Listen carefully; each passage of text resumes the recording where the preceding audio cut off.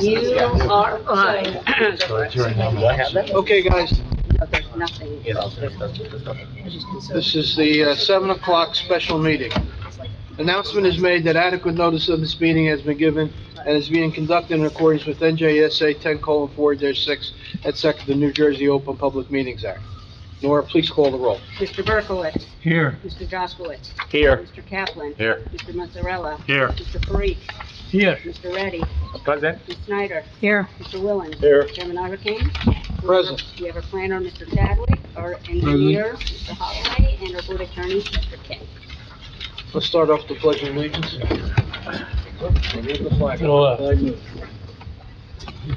I pledge allegiance to the flag of the United States of America and to the republic for which it stands, one nation, under God, indivisible, with liberty and justice for all. At this point, is there any member of the public that has any business to be brought to this board that is not on this evening's agenda? I hear none and see none. So we have one thing tonight, and that is, why is it not on here? You're looking at 7:30? Am I looking at seven? Yeah. Oh, application, I'm sorry.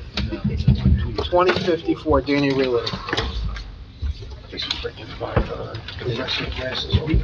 You know what? Takes you, how long you have? How long you have it? Year and a half. Well, my eyes are failing, so it doesn't help. Took me a while to get used to it. You may proceed. Good evening, Mr. Chairman. James Turtletown from Turtletown Law Firm tonight here on the applicant, Danny Realty LLC. Tonight, we're here on remand from litigation that we had over the site plan application. As this board may recall, and I'll show you a copy of the site plan which we introduced back in '21. This is a site plan for the, right now it is a Shell gas station and a convenience store located on the corner of New Road and Route 46. It's 25 Route 46 East. We come before this board for a site plan application for, to be able to convert the convenience store to a drive-through Dunkin' Donuts. On a 4-3 vote actually in favor of the application, our application was denied because of a conditional use variance. We were looking for a D3 conditional use variance under your ordinance section 430-96. And the deviations that we had in particular at the time were, one, we were less than 1 acre, which was required by the ordinance, and two, the building size was less than 2,500 square feet.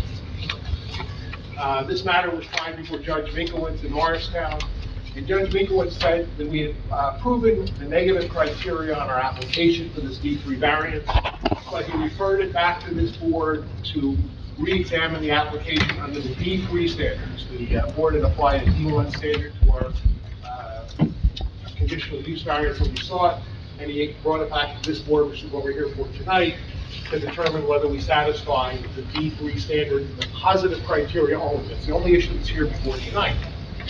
And with respect to the D3 criteria, we had two issues to deal with. As I said, the 1 acre size, and we also had the issue of dealing with the 2,500 square feet.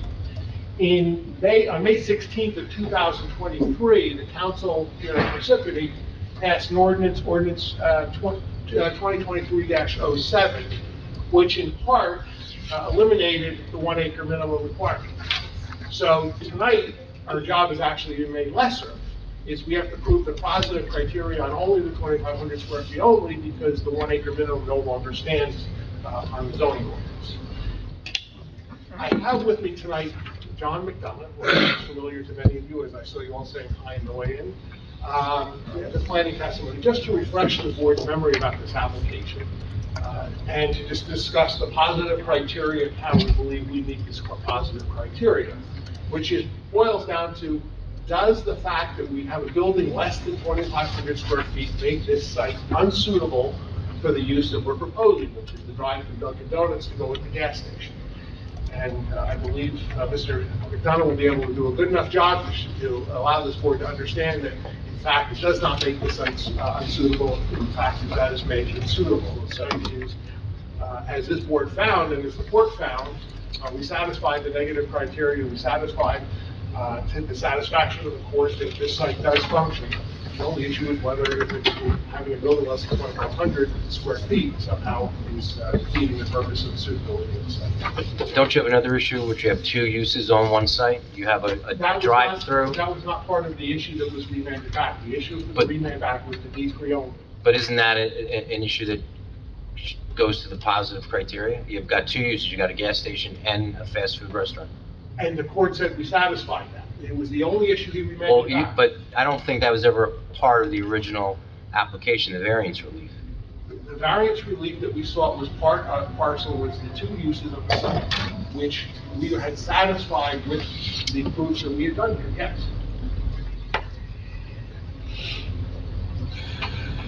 So, with that, I'd like to call Mr. John McDonough. Raise your right hand, you swear affirm the testimony you're about to give before the board is true self you got? I do. For the record, all your licenses are in full force and effect, and you've been sworn before this board and other boards in the state of New Jersey. Yes. Mr. Chairman, you speak qualified as an expert. You may proceed. Mr. McDonough, if you would, are you familiar with the site plan applications before the board tonight? Yes, I am. And have you read the opinion of the court on this, on the denial that was given to this application? Yes, I have. Okay, and are you here tonight to prepare to address the issues that were remanded back to this board's consideration? Yes. Does the microphone pick me up if I stand? You are good, you are not. I am not, okay, well, then we'll sit down if that works.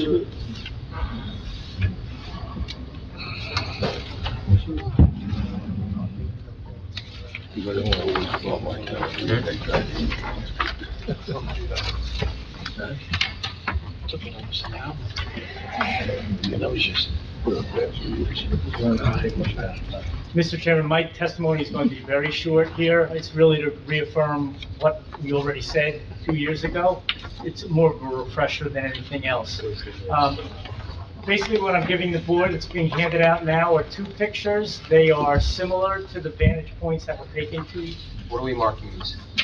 A1, Jim? We can call it, AR1, because it's on remand, just to make sure we don't duplicate exhibit numbers.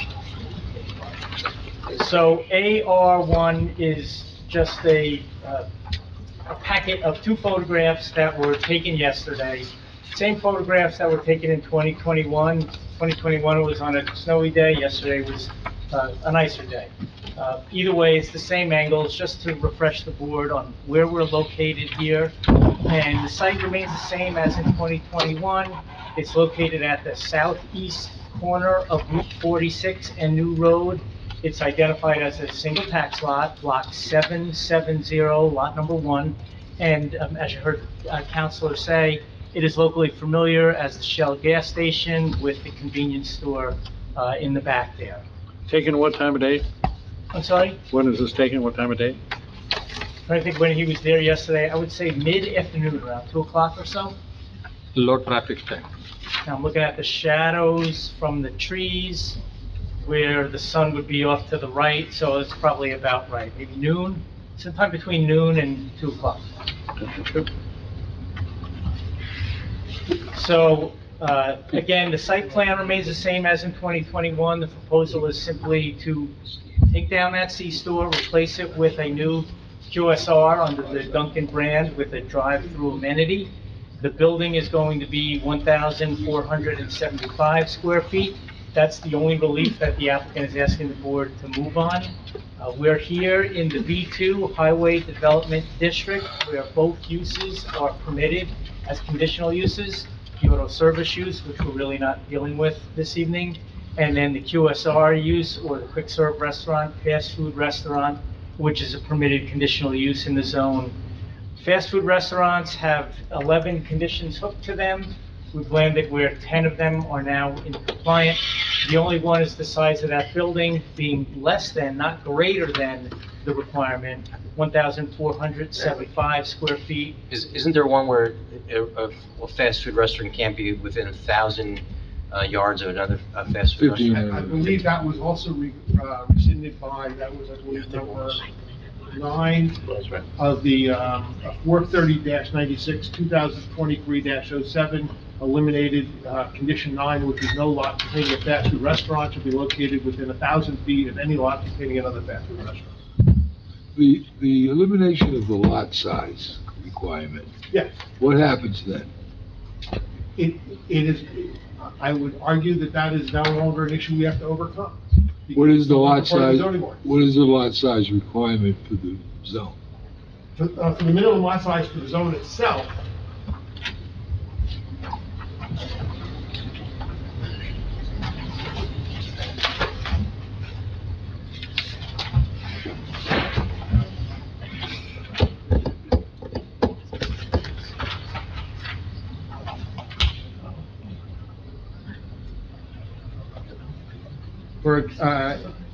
for a gas station is 25,000 square feet, and there is no minimum for a, The minimum lot size for the zone.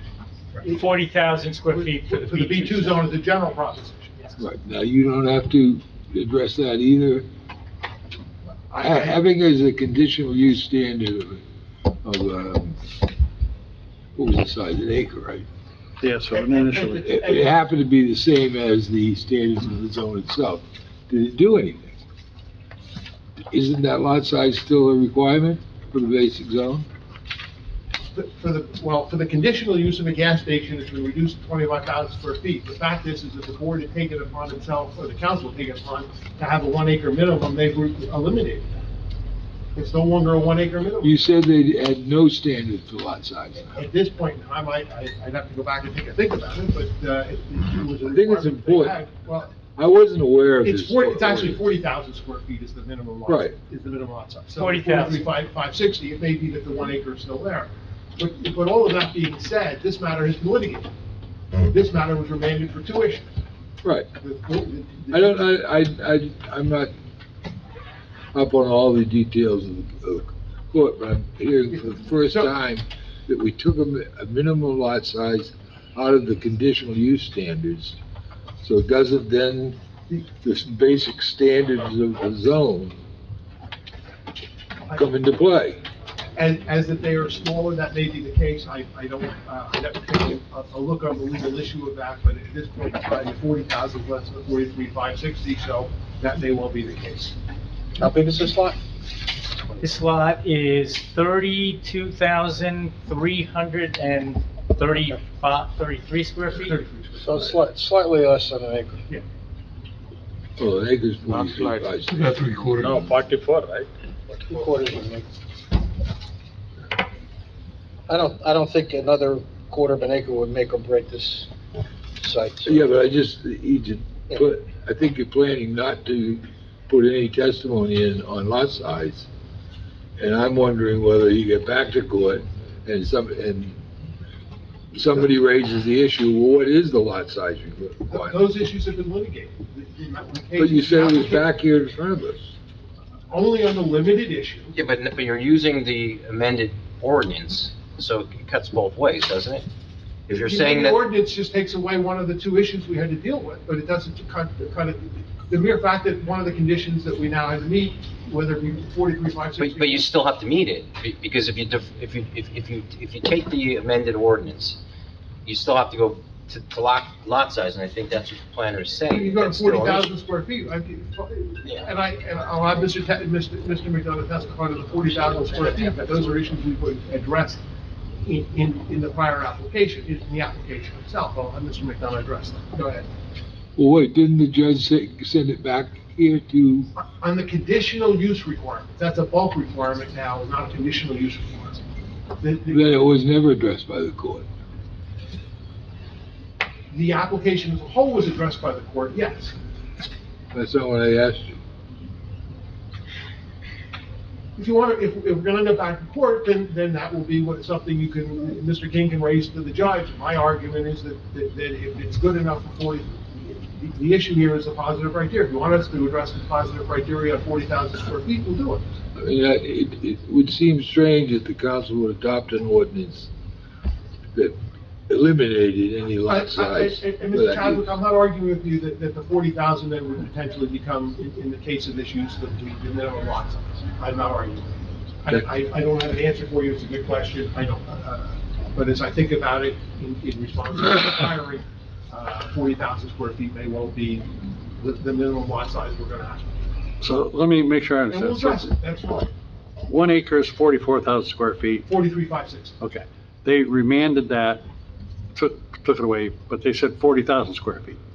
Right? That's what the ordinance would be now, yes. That's what they. For the overall lot. Okay. And this lot is 32,000 square feet. That is correct. Is this not an issue? Well, it's an issue we'll address in the positive criteria, yes.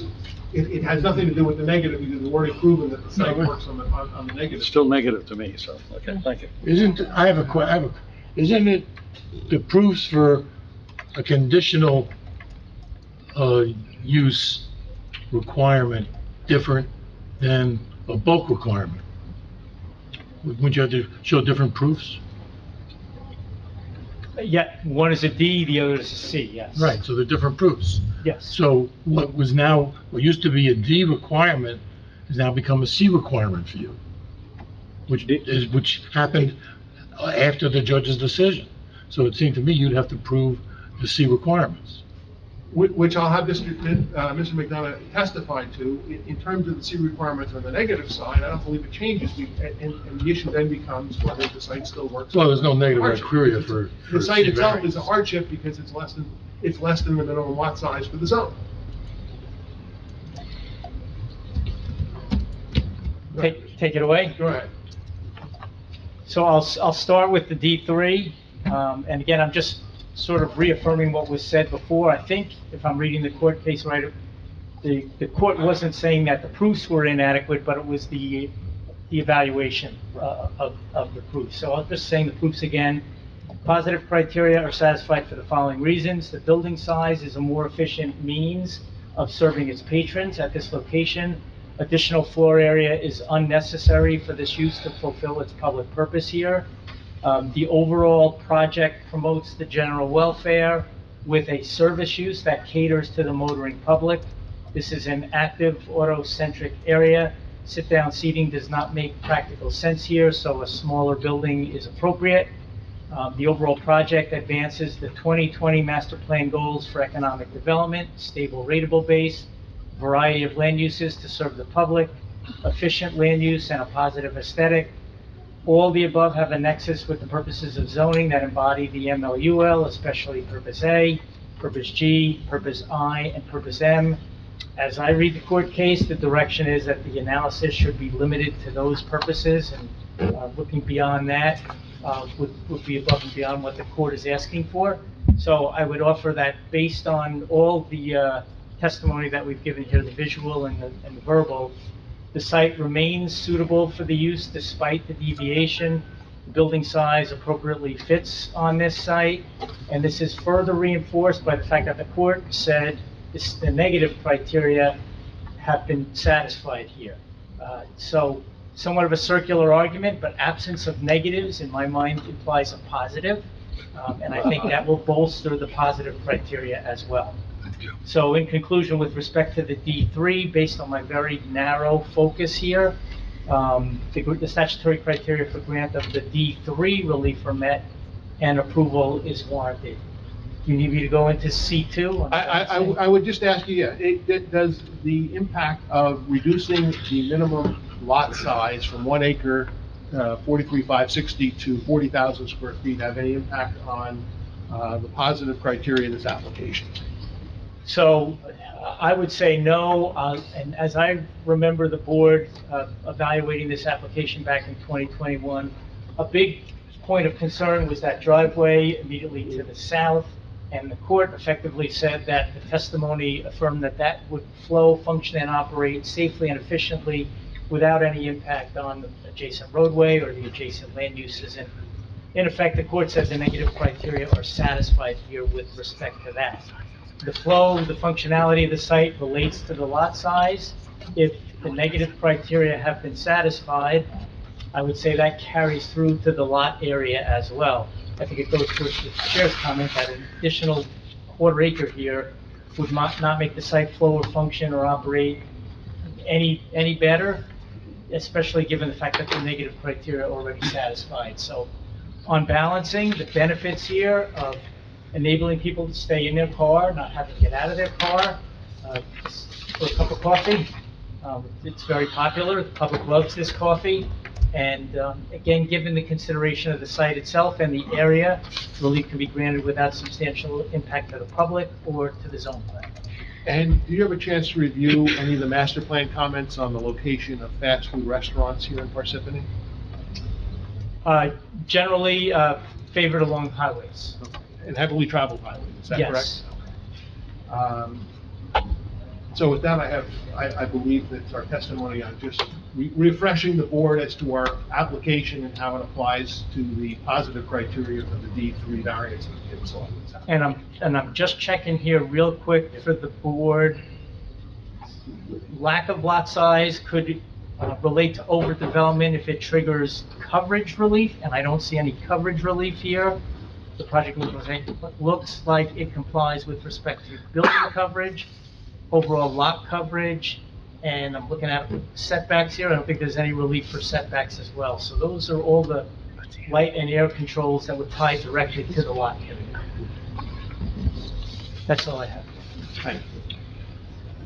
One quick question. What's the size of the current building? I have that here.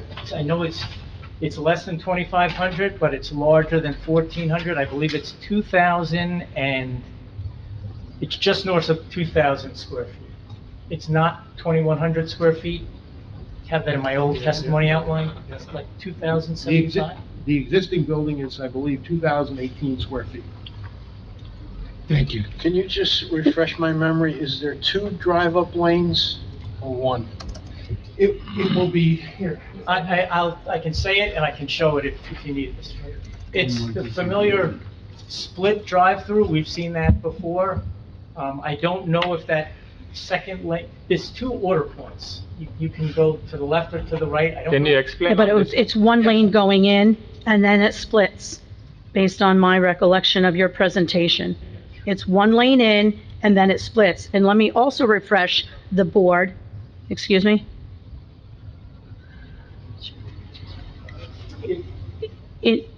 In regards to your reference, Mr. McDonough, in regards to the flow and functionality, that seems to be seamless based on your contention, that the traffic study was done in the dog days of summer during coming off a pandemic, okay? Not in today's reality. It's not rooted in today's reality or pre-pandemic in regards to New Road filing into that lot and the building proper. I'll agree with that. That's a factual comment. Okay, I just want to refresh. As you're refreshing, I'm refreshing too. So if you could just explain to the board how the traffic is flowing in the driveway. So the drive-through lane has So he has 2 a options. rule on negative positive. It's 2 lanes. You have the choice of going to the left or to the right, and there will be 2 order points. So if one lane is, I'll say, clogged, because someone's taking a big order, you can go to the opposite lane. And again, that eliminates the choke point, which is often the order point. And then the 2 lanes do converge into a single lane where the pickup window are. Pickup windows or pickup window. I can't remember. So it's 1, 2, 1? No, it's 2. 2 becomes 1. No, it's one, and then it becomes 2. It's actually 2 at the gateway to the drive-thru. There are 2 lanes. And then once you make your order, you converge into a single lane and wait in your queue for the pickup. And it's showing a queue of 1, 2, 3, 4, 5 cars in the single lane. What about the cars coming from Route 46, how they enter? 46, it's one going in. Route 46, how they enter And in even from New Road, it's one. the driveway? Route 46, one would come, so if I'm traveling eastbound on Route 46, I'm going to take a right in, I'm going to wrap around the canopy and into one of those 2 lanes. Or I could go in the space between the canopy and the And store. there's 2 order boards? There are 2 order boards. This is when we got discussion of whether or not to box off that entrance to the drive-in lanes, I recall that. and then that's not shown on that plan. This was an earlier, it was something we had agreed to There as was part of the a, application. there was a bunch of things that we, Yes, those will all be coming back in. You know, we all became traffic experts for a couple nights. But all of the things that we agreed to do in the last application, we agreed to. It's the same application, it's just a question of the board addressing the proofs on the CE. On the whole application. ID for Any other questions by the board? Yeah, I just have can you recall my memory as to, isn't there some requirement of 2,500 square feet building for a drive-through? There is some, For fast food, I don't remember if it was specific to drive-through or not, but for fast food restaurant, it was a minimum of 2,500 square feet. I thought I read, drive-through. To have a drive-through for a fast food restaurant, you need a minimum 2,500. Is that right? The ordinance itself states only that in conditional use under 430-96, that fast food restaurants are subject to the following conditions, and then that would be that minimum building size should be 2,500 square feet of gross floor. Is there any requirement for a drive-through? It doesn't say anything about drive-through, it just says fast food.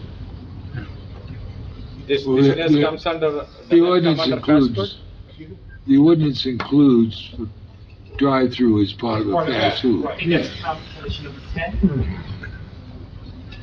Permitted use offering drive-up window service shall be serviced by a separate and distinct driveway not less than, so the conditions that pertain to the drive-through are a separate subcomponent of fast food, separate and apart from the 2,500 square foot requirement. But that deals with the drive-through lane, which you're talking about, that, correct? That's correct. Okay. Right. Any other questions by the board? I guess, just to clarify the picture you're showing and what I'm seeing in the photograph, how much, if any, of the existing, I guess, grass buffer is gonna stay or go away, or? We'll be redeveloping the site. So you don't have updated drawings with all the conditions we've discussed and you agreed to? So you don't have to? I'll put that together with Mr. King, assuming we have the approval, Joe. We get here tonight, we will put all of those conditions and everything we promised we would do at the last hearing, we'll absolutely, with the transcript. And just to answer the question, I'm looking at sheet 3 of the plan, which is the demolition plan. It looks like the limit of disturbance is going to hug the existing curb line that's there, so the grass will stay. It looks like it's showing like a foot behind that curb. Okay, I just want to clarify. Curb being on the adjoining property. No, the curb being on the subject property. So Let me that, get my bearings. on photograph 1, it shows maybe 30 feet of lawn between the driveway to the strip center and your building. No. No, on the other side. Behind the building. No, No. there you go. That area is all lawn currently, That's a Riverside? No. and then the strip center is the next use going south. That strip of grass is on the subject site, and that is staying. Well, some of it is. It's not shown on You the said about plan. approximately a foot of it's gonna be disturbed. Yeah, because they have to make the lanes. John, the drive lanes are where Well, the that building's grass coming is. down completely, so the smaller building's gonna leave room for lanes, I think. Oh, I don't think it's too much. I apologize. With the I thought you were building. talking about the grass Okay, area. the building is gonna be No, I'm pretty talking much about exact. the buffer with the Yeah. strip center. Next building. I totally misunderstood the question. Adjacent to yes, that grass area is going away. All right, so what's gonna be the buffer between the two properties? Just a row of hedges? Well, I'm gonna look at the landscape plan to Cars see. in a hurry up. There's nothing there.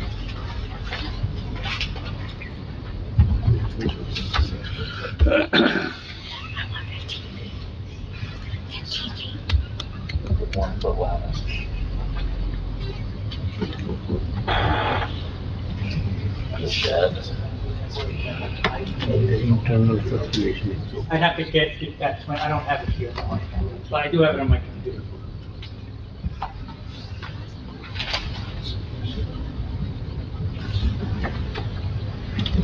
So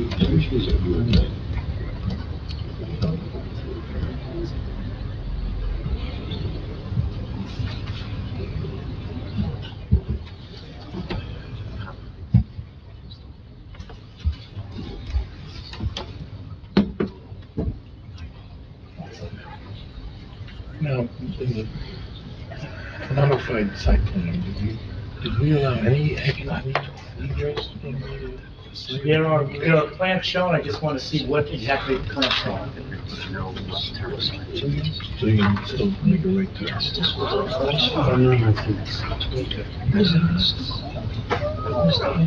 You got people trying to cross 5 lanes of traffic.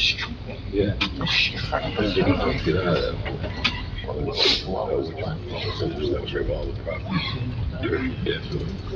mean, that's just.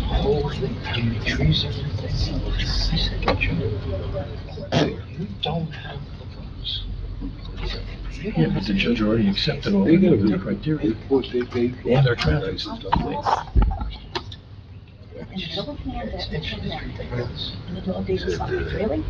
Darren is. I'm sorry.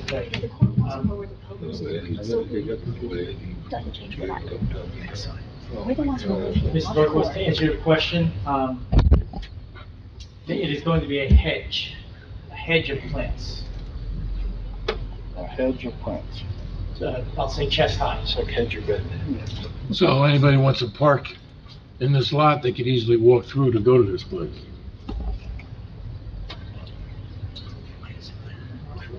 There is no break in the hedge, but Either way, if there was a fence, they'd walk around.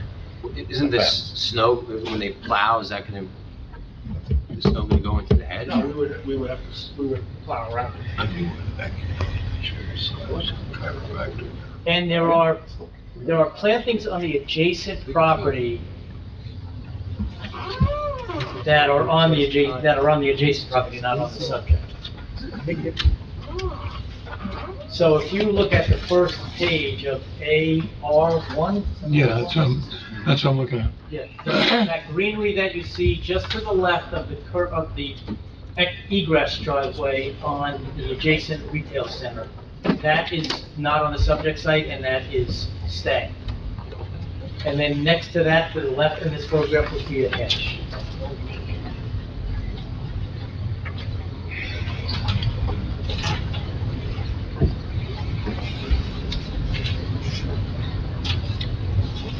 I don't think a fence is proposed. The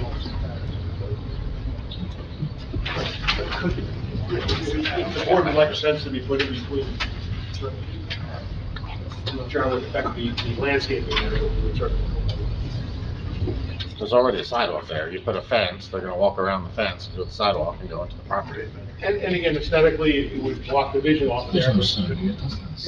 I think greenery would be fine. Chest high. Landscape. Can't get anything taller there.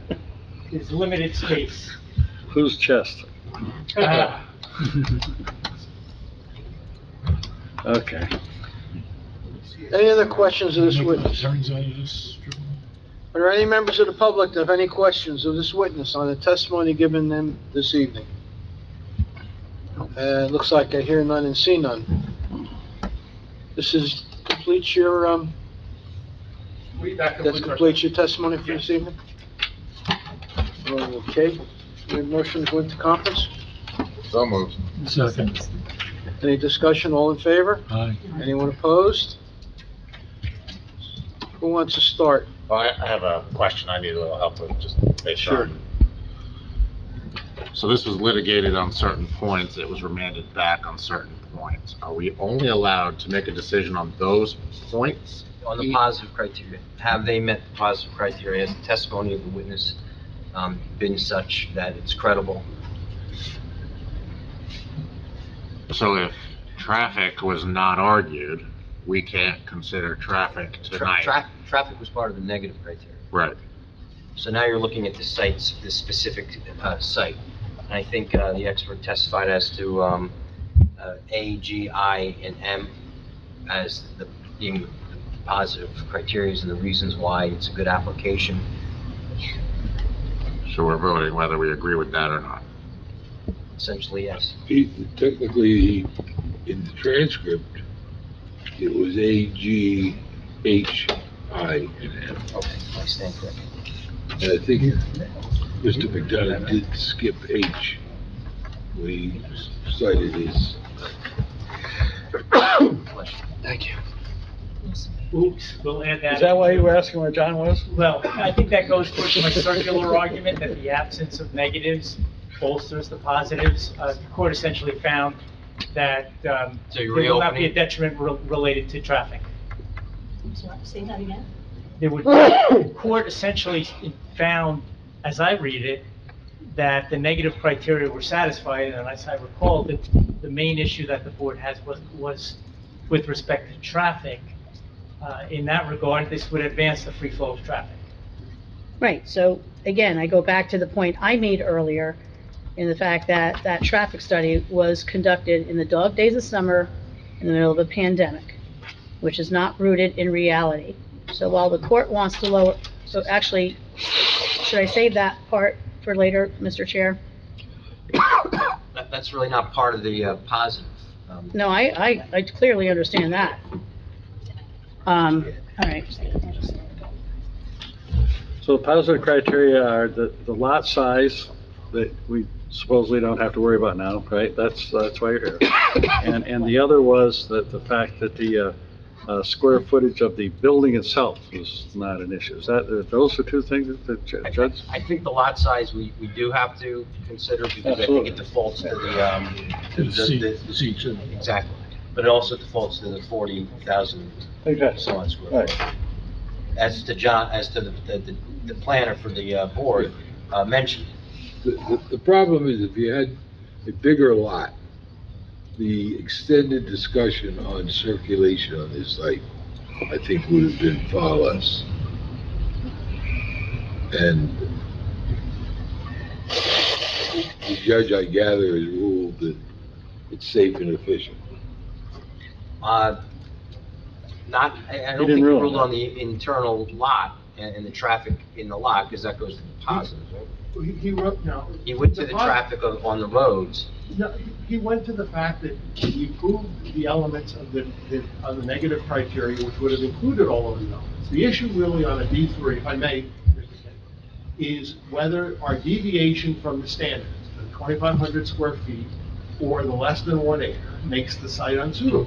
Based Because of the on the conditions, use, on the right. use. Right, and one of the conditions is gone, so it would now be a C2 from the 1 acre side, it's now the C2.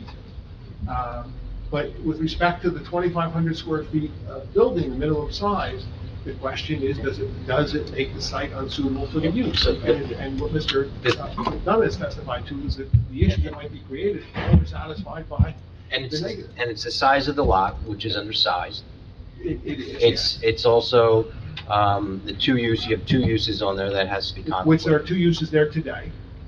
There's a gas station and a convenience store. Convenience store, yes. And now you're doing it's a changed use, it's a fast food, and you're having a convenience store, right? But And the it's gas a station. convenience store, and the fast food has no seating in it. It's gonna be strictly come in and come out, just like you do with a convenience store. There really isn't any change from that standpoint, except for the fact that you're now serving people through a window, and, in addition to having people walking in the store, as And opposed to the then, other. and then you also have the smaller building.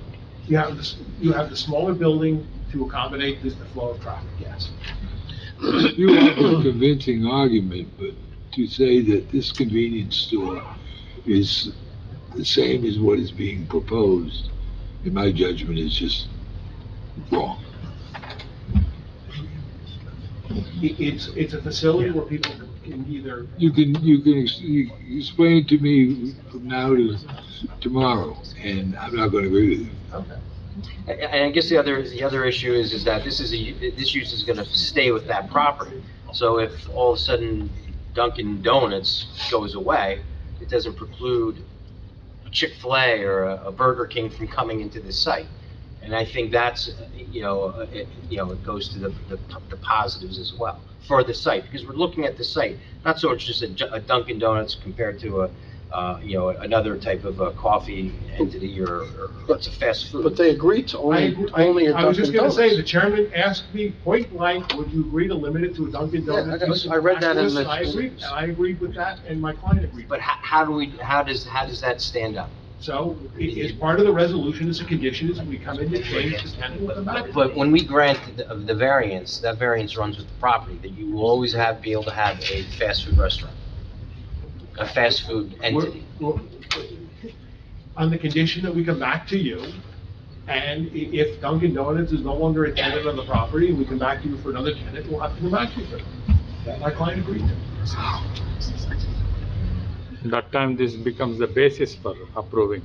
Excuse me? During that time, when you guys come back, this approval becomes the basis for your, I think you can certainly look at it, but I also think you'll have the history of the operation of the Dunkin' Donuts to be able to to know some of the things you question, which hopefully, you're gonna see we were, right on with everything we did, as we believe we are. Because this is not something that my client does once in a while, it's what they do. And they Seem know to what do it a these lot in things work. Parsippany. What? You seem to do it a lot in Parsippany. So, They close down few. but I agree with Mr. Chairman that we did agree to that. That was, you asked me to get that commitment, and I did. And as I said, any of the commitments that we made, during this hearing process, I will sit down with Mr. King And there's no, the seating there, I don't think you have any There's no seating. seating, there's no seating, and that was part of part of the process was to allow this to continue the use of, it's a convenience. It's a highway convenience use for people come into it. And I understand Mr. Chadwick doesn't agree with how I'm analogizing it, but it's intended with the gas station, people come in, fill up gas, leave, go into the store, get what they want to leave. It's the same thing with the drive up and the walk in, for the Dunkin' Donuts as well. The idea is to get people on and off the property, and that's how it's structured.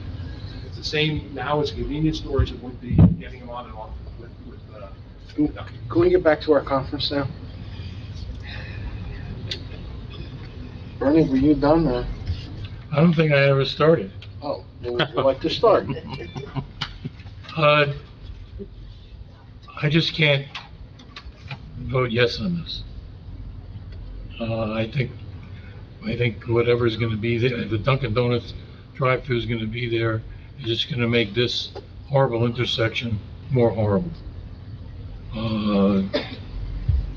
I mean, maybe if they cut off any egress on the new road.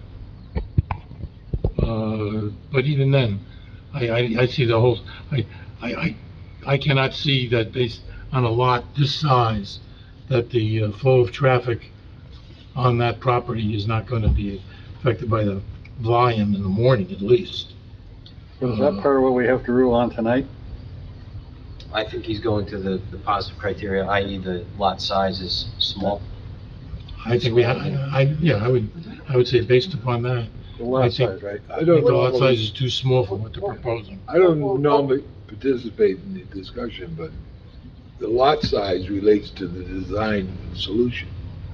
So if it's too small in your mind, then something gets crimped, for lack of a more technical term, and I think that's where you are. So it's a function, the lot size is a determinant of their options in terms of how they're going to handle on-site traffic and off-site traffic, which is the positive criteria. Can we get back to what we're voting on? That's what I We're was asking. voting on the application after hearing the positive criteria. Does that, coupled with all the other information that we've heard, can we come up with a vote, either affirmative or negative, in keeping with what we voted for last time, or in opposition to what we voted for last time? Is that correct, Mr. King? Yes. So, let's not, at this point, after hearing this additional testimony, how would you vote on the overall application? Correct, Mr. King? Yes, and you have to focus it on the positive criteria.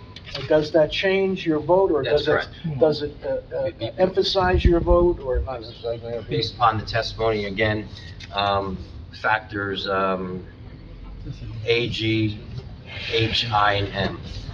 This was my goal. Was there credible testimony that supports those factors, that this is a good application, and it's positive. And Mr. Berkowitz, you're not in favor of the application? No, I'm not. I was not moved by the, Nothing I heard, nothing I heard tonight changes my vote from the previous, application. Mr. Kaplan? I was not moved by the testimony. I'll be voting no. Nothing I heard tonight has changed my vote in regards to this application. I'll be voting no as well. I have the same comments. There's nothing about the positive criteria is going to answer any of my questions or my concern that I had last time, and I'll be voting no. Yes, I agree with the statements before me. It's not going to change based on tonight's testimony in my mind. I'll be voting no as well. Can he? No, those are, they can participate, but there's no vacancy there. Yeah, They're they're expressing their opinion, but it's not a vote. So right now, it's 3 no's. So I didn't hear any, Well, okay, it's 5 no's over there, but only 3 count. but only 3 are Mr. members. Jaskowitz, so I didn't hear anything that would change my mind, and I'll be voting yes. okay? Mr. Reddy? This positive criteria makes little improvement in my mind, so that is positive on my previous vote, yes. How did you vote last time? Yes. Yes, sir. You voted yes, okay. Mr. Willens, I'm not changing my vote either. and which way did you vote? I think I voted yes last time. Okay.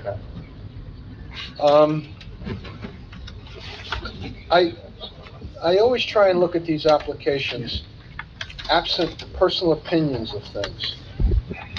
And personally, one of the things that bothers me about applicants, we granted this applicant an opportunity to reopen this closed gas station. There was a lot of testimony, right, Mr. Chadwick? Yes. A lot of what ifs and a lot of blaming the innocent and praising the guilty, and we agreed to open the gas station because it would be a benefit to the community. It had some limitations, but the chances of there being a backup on New Road going into this gas station were slim. So now we're faced with this issue of the drive-up. I voted no the last time. I'm gonna vote yes at this time, because after hearing the Chick-fil-A application and the way the dual lanes work, I think it can handle it. Now, I could very well be wrong, but there's gonna be a lot of unhappy people if we do approve it in that right turn lane, that's for sure. Motion to come out of conference? So move. Second? Second. All in favor? Aye. Anyone opposed? Nobody. I lost count. Was it 4-3 in favor? Yes. So we want a resolution of denial. No, we want a resolution of affirmative. Okay, Mr. And Jackson? that's gonna be subject to a deed restriction, it's no seating. Yeah. We're gonna have to, I would ask you,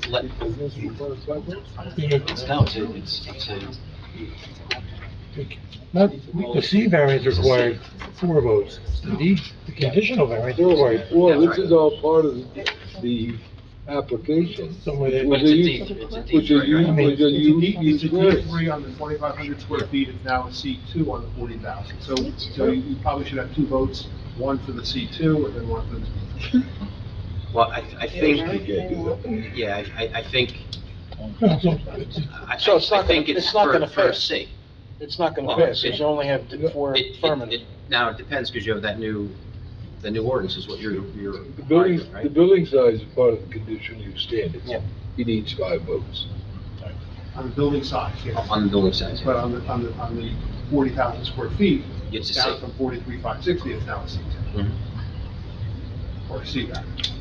But you still need the D. So I you need, understand that, but it certainly would change the issues Well, where. so you got a denial on the D, but you got approval on the C. Wait a minute, how'd you get the lot size? The current ordinance, the latest amendment, specifies no lot size, correct? Yeah, I'm So in the discussion here tonight, although I have not researched the issue, I think I'm going to take you on your point that says that absent a restriction elsewhere in the ordinance, which that was removed by the 1 acre, then we go back to the 40,000 square feet for the B2 zone. Okay, So that would require a C variance rather than a correct, D because it's not part of the conditional Correct. standards. Correct. So are we voting on the C or the D? You're voting on the whole application. Voting on the whole And- application, And you that's right. didn't, you didn't get the D, but you would get the C. But before, we didn't have a C and a D vote. That's correct. Before it was So D. that might change my vote from previous time, so who knows? Go ahead. How are you, you're changing your vote now? I haven't yet. You have to re-vote. So do we got a resolution of approval or denial? It's a denial for the D, the D3. Right. So No, well- it's- Well, you're 4-3-4, but you needed 5-2? Yeah, you need a super, you need a, Yes. you need super. But D, And why is it a use variance? Because it's more than one use as on the property, or? Well, the ordinance originally changed. It was before that, it was, the lot size, that has changed now with the new ordinance, which wasn't in place when the original application came forward. What's the D, John? Why is there a D? Building size, that's still there. Building size. The building size. Building size. So so The building, you don't- you gave them the use, right? But the building size, if they wanted to, if they ever came back with a conforming, building, if you could do that. But on this application, it's denied. The D they don't get the D. They don't have the votes for the D. Okay. So it's a resolution of denial. Yes, yes. yes. Bernie, What? do a resolution of denial? I'm not changing my vote. You're voting You're against a no it. vote. I'm voting against, you know, So will you Frame frame a it. resolution of denial? all right, do I say? Mr. Kaplan, will you do it? Sure. No, but do I have to say that it's an I approval know of what the I'm city? saying. I don't think so. Where's the You're applicant? denying the application. Okay. We're not, this is not a Chinese menu. You take one from column A, one from Well, column it B. sounded Well, like that's one. the thing, why he I'm wasn't doing that. curious. He's confused. All right, the best I can with the paperwork I have in front of me. Application number 2054, Danny Realty. Thank you. 25 Route 46, Block 770, Lot 1 in the B2 zone. I recommend we deny the application. I don't know what else to say, but just deny the application. Your second, Second Snyder. any discussion? Or call the roll? So now, So if it's a you're yes voting, to deny. if you're voting for the denial, you're voting a yes. Correct. If you're voting that you wanted the application, you're voting no. Correct. Okay. Nora, call the roll. Berkowitz, Yes. Jaskowitz, No. Kaplan, Yes. Parikh. Yeah. You can't vote. Ready, No. Snyder, Yes. Willand, yes. Willand, Yes. No, he's not. You're Oh, a no. no, I'm sorry. No. I don't know what the hell I'm. It's a confusion. I reckon that's the problem. No, Yeah, right. this motion for denial is passed. But we're still at 4-3. Hmm? So we're still at 4-3. Who voted yes last time? Who voted yes? Last time was 4-3 also. Yeah, we, Chairman, we three voted. Yeah. So somebody changed their vote, because I Nobody changed changed my your vote. vote. I changed my vote. Thank Thank you. Okay. Motion to adjourn. Second. All in favor? Aye. Anyone opposed? Okay, there's no reason why we can't go right into the 7:30 meeting. Can we, Nora, considering it's 7:55? Announcement is made that adequate notice of this meeting has been given and is being conducted in accordance with NJSA 10:4-6 at sec of the New Jersey Open Public Meetings Act. Nora, please call the roll. Mr. Berkowitz, Here again. Jaskowitz. Here. Mr. Kaplan. Still here. Mazzarella. Here. Mr. Parikh. Here. Mr. Reddy. Present. Snyder. Here. Mr. Williams. Here. Chairman Irakane. The Present. board planner, Mr. Chadwick. The board engineer, Mr. Holloway, and our board attorney, Mr. Okay, we will dispense with the Pledge of Allegiance because we did that at the 7 o'clock meeting. At this point in this evening's meeting, is there any member of the public that has any business to be brought that is not on this evening's agenda? I hear none and see none. We have some resolutions. And if we go to our cheat sheet, we can see who can vote. So A would be 2323, 2324. That is Berkowitz, Jaskowitz, Kaplan, Mazzarella, Reddy, and Hurricane. Do I have a motion for those two applications? So moved. Second. Any discussion? Nora, call the roll? Berkowitz. Yes. Jaskowitz. Yes. Kaplan. Yes. Mazzarella. Yes. Ready, Yes. Hurricane. Yes. Okay, BBB, application 2330, 2332, 2335, 2322, 2306, 2173. So moved. I'm just gonna read the names. Berkowitz, Jaskowitz, Mazzarella, Parikh, Reddy, Woolens, and Hurricane. Jaskowitz moved it, second by, Berkowitz. any discussion, or call the roll? Berkowitz. Yes. Jaskowitz. Yes. Mazzarella. Yes. Parikh. Yes. Ready, Yes. Williams. Yes. Hurricane. Yes. Okay, the Cs. 2314, 2328, 2266, 2276. That's a different one, 76. I'm sorry, what? 76 D. is separate. D. Oh, I'm sorry, I'm sorry. So moved, Jaskowitz. Second, Reddy. Any discussion? Nora, call the roll. Berkowitz. Yes. Jaskowitz. Yes. Kaplan. Yeah. Mazzarella. Yes. Parikh. Yes. Ready. Yes. Hurricane. Yes. Application 2276, Corigliano, Berkowitz, Jaskowitz, Kaplan, Snyder, Woolens, and Hurricane. So moved. Second. Any discussion? Nora, call the roll. Berkowitz. Yes. Jaskowitz. Yes. Kaplan. Yes. Snyder. Yes. Williams. Yes. Hurricane. Yes. Okay. Completed that. No correspondence, correct? No, no correspondence. Okay, agenda, application 2316, 199 Pomeroy Parsippany Land Holdings LLC, 199 Pomeroy Road. C with the site plan with B variance to construct a 44-foot, 5-inch by 61-foot, 6-inch ground-mounted billboard sign. Good evening. Thank you, Mr. Chairman, members of the board. For the record, my name is Mark Pence. I'm an attorney with Florio Frucci Law Firm. Oh, sorry. We have to wait for our reporter to get set up, so. All right, thank you.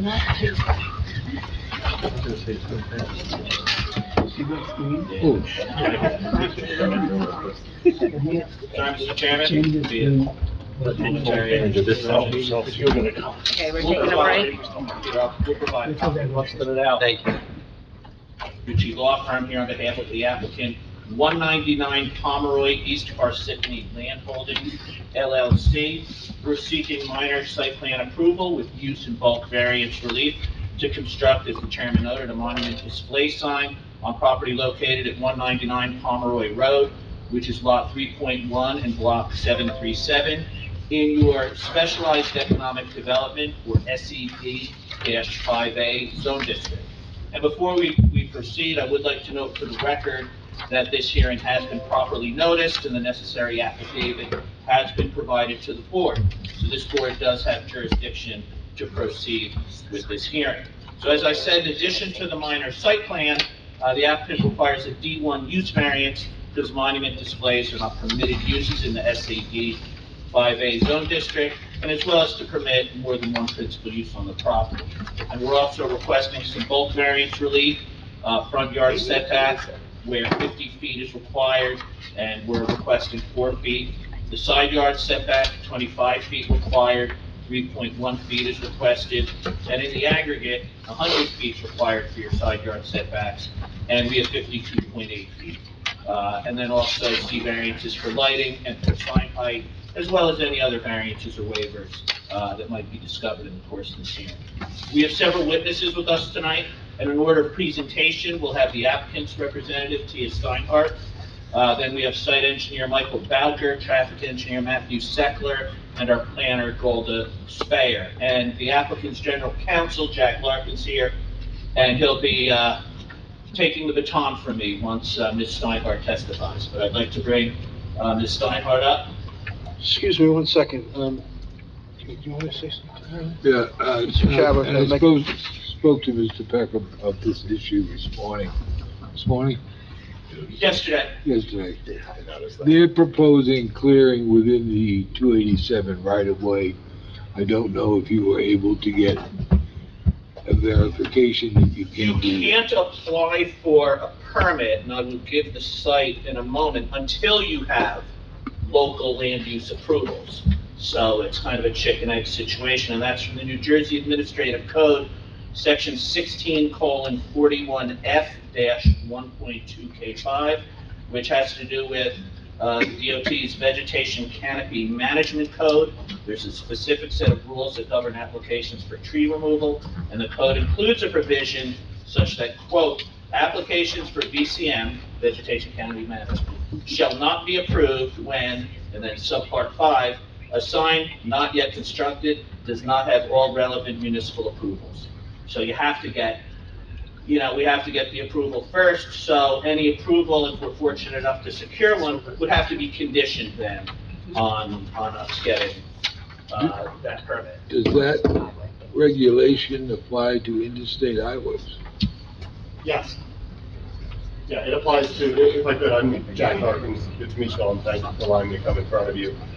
I would have added nothing to what you just said. The one answer that I would give to your question is that applies to all of the highways that NJDOT has responsibility for. We cannot go to NJDOT and ask for permission to clear vegetation. And the reason why is because they give us a permit, and we can go out and cut down all the trees.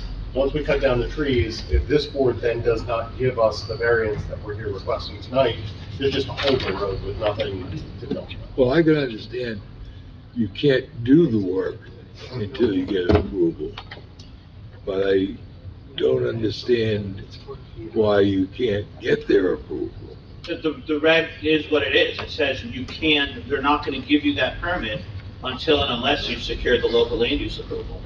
There's no way around it. It's not an optional type thing. They want to see that local approval in hand before we submit something down a trend. But you can get the billboard approval without local approval.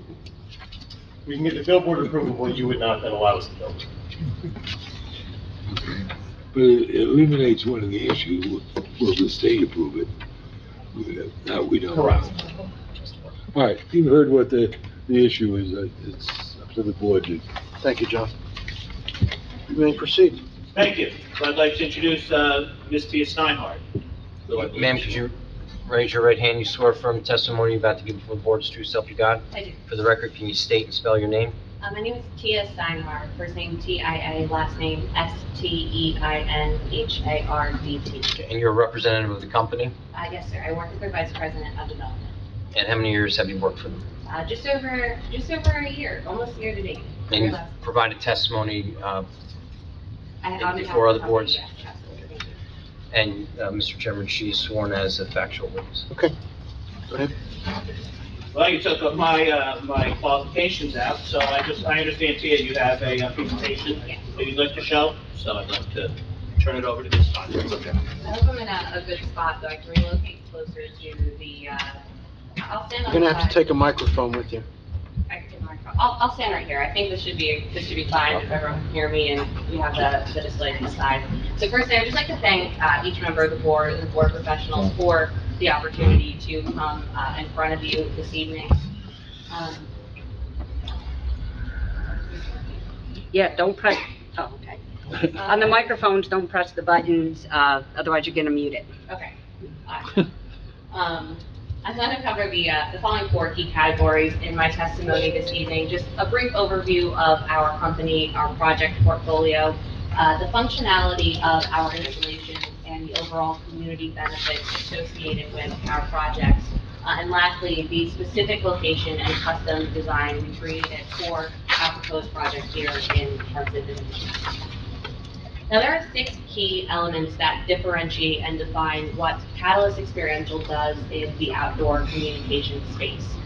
Firstly, we have redefined the physical form of communication in the built environment, meaning we design, develop, and construct landmarks, experiences, and infrastructure that meet community needs. All of our projects are developed in affluent areas surrounding major metropolitan markets.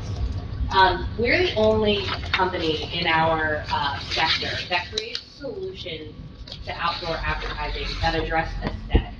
All of our projects involve a high level of municipal collaboration and come at absolutely no cost to taxpayers. And lastly, you can sum up what we do at our core as quality over quantity. So we have three types of products, as I mentioned, in our portfolio: infrastructure, experiences, and landmarks. Infrastructure includes the various buildings and structures that enable municipal leaders to best serve their communities. We build these structures from the ground up and integrate visual communication technology into them. Experiences are the types of amenities and attractions that make communities unique and interesting. So we integrate visual communication technology into everything from dog parks to farmers markets. And both of these products work on surface level roadways with posted speed limits of 25 to 55 miles per hour. Now lastly, and most relevant to our conversation this evening, is landmarks. Landmarks make up the overwhelming majority of our portfolio. They come in two forms: clock towers and monuments, and are designed to reinforce community identity while operating as a multifaceted communications platform that provides a way to communicate directly with both residents and visitors. And these work on both surface and limited access roadways with posted speed limits of 25 to 65 miles per hour. While most land development projects result in less green space, at Catalyst, we take advantage of the opportunity to enhance it. So to date, throughout our projects in New Jersey and southeastern Pennsylvania, we've planted 256 trees greater than 20 feet tall, and we've installed more than 45,800 plants as part of our installations. We've also installed over 21,000 plants in a living wall configuration, and we've restored over 173,000 square feet of concrete back into green space. To provide a better visual understanding of our installations, I'd like to just show a quick highlight reel of some of our previously completed projects. So the first installation I'll be showing you, it'll come up here in a second.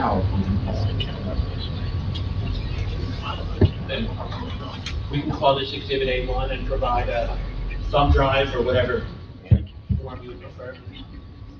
So the first installation you'll see on the screen here is a landmark installation that we did in Concord Township. So we converted what was a rather unsightly and overgrown parcel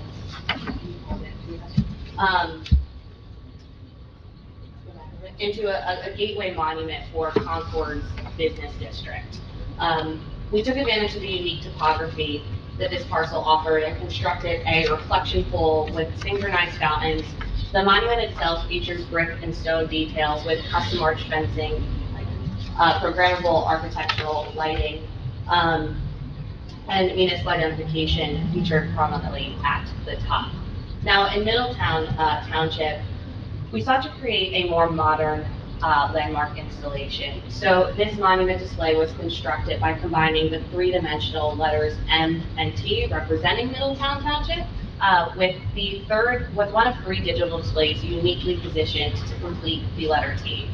This monument display featured programmable architectural lighting internally, which at night would very much bring this installation to life from within. Now, in West Conshohocken, this is a riverfront town in Pennsylvania that's historically known for four waterfalls that flow into the region. So in creating this clock tower installation, we wanted to capture that element of the community's identity. We constructed a flowing wall of water behind the digital display, and to complement the natural theme, we also implemented a living wall of plants. So hopping back to the presentation and moving on to the functionality component. It's important to highlight that the technology we're proposing is not standard digital sign technology, but rather a more advanced technology called light blocking surface mount diodes, or light blocking SMD. So the vast majority of digital signs that you see in New Jersey were constructed using standard technology, standard digital sign technology. And this technology consists of square and rectangular modules that support groupings of red, green, and blue diodes. And each grouping of such is referred to as a pixel. Now, this technology is limited in resolution quality because resolution quality increases as the pixels get closer together. And in this technology, these pixels can only be located so close together before the color begins to bleed onto other pixels. And more importantly, in this technology, the diodes, as you can see pictured here, protrude from the face of the module, and this creates a very wide viewing angle of 140 degrees. Now, in contrast to that, the more advanced light blocking SMD technology that we're proposing in our installation is composed of individual white diodes that produce the same color palette as standard technology, but from a single point of light. As a result, these pixels can be located much closer together, therefore creating a much higher resolution quality. And more importantly, each diode is encased in 4 custom angled louvers, which allows us to not only reduce the viewing angle, but to tailor the viewing angle of the display to accommodate the specific site conditions surrounding each of our installations. As a result, we're able to focus the content of the display specifically to the roadway. Let me show you what that means. So this is an aerial of our proposed installation site here in Parsippany. By utilizing light blocking SMD technology and custom designing the angles of the louvers on each of the display faces, we're able to focus the content of the display specifically to the roadway from which it was intended to be viewed. And what this creates are there are 2 zones called the viewable and non-viewable zones.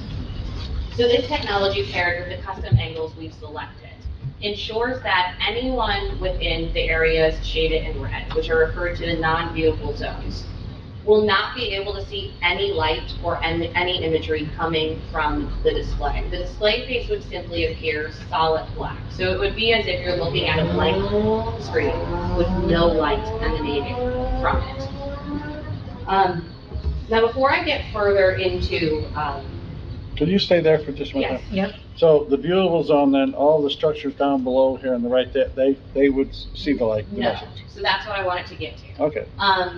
So I don't want this image to give the wrong perception that the apartment complexes, anyone within the apartment complexes across the interstate would be able to see the display simply because from an aerial view, they're within the scope of what's referred to as the viewable zone, right?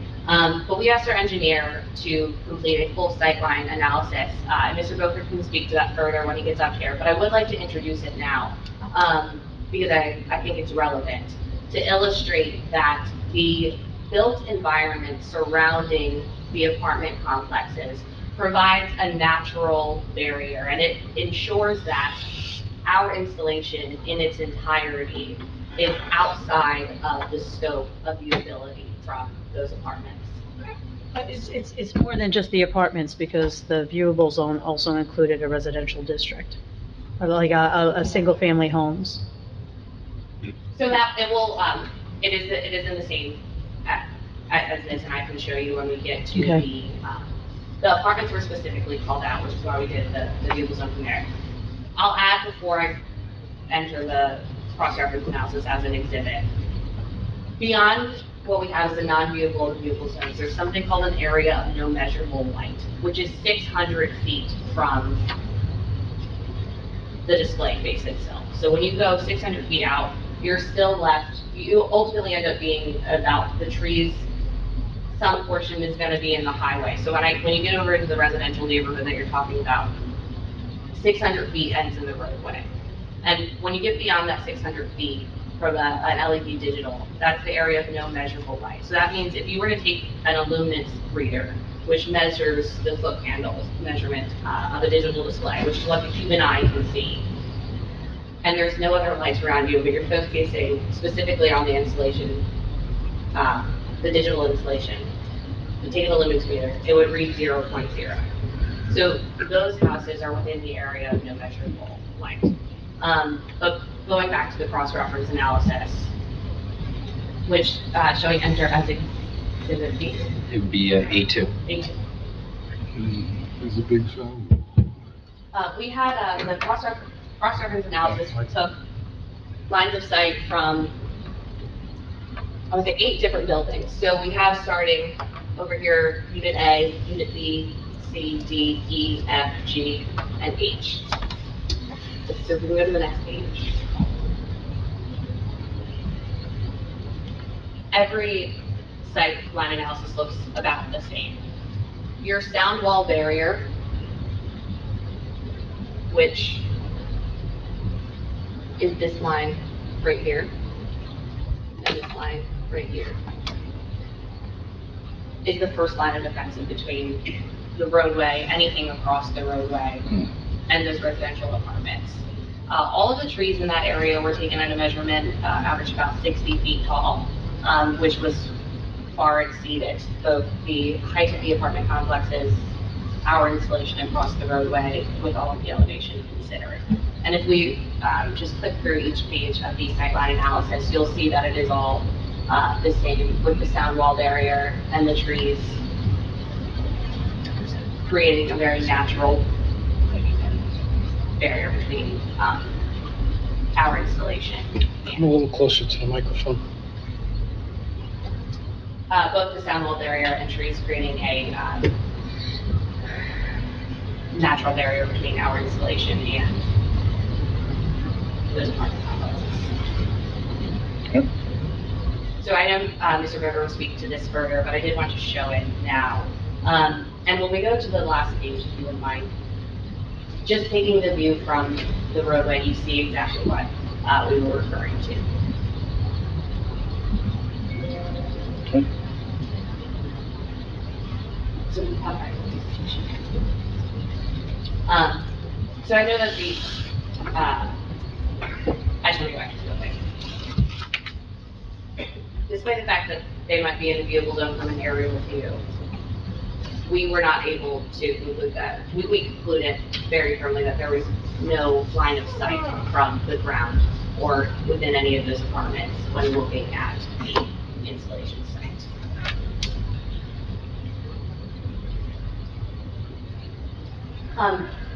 So hopping back to functionality, when we talk about how light is measured, in each of our installations, we employ a unique device called a multi-directional light sensor, or MDLS.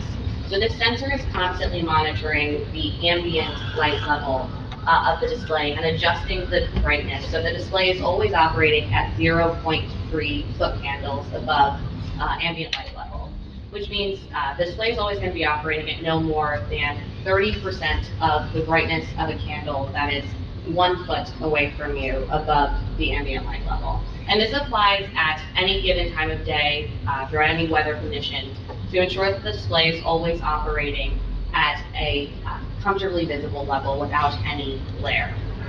Now, the MDLS operating at this standard also ensures that our installations conform without issue to even the most stringent residential lighting standards.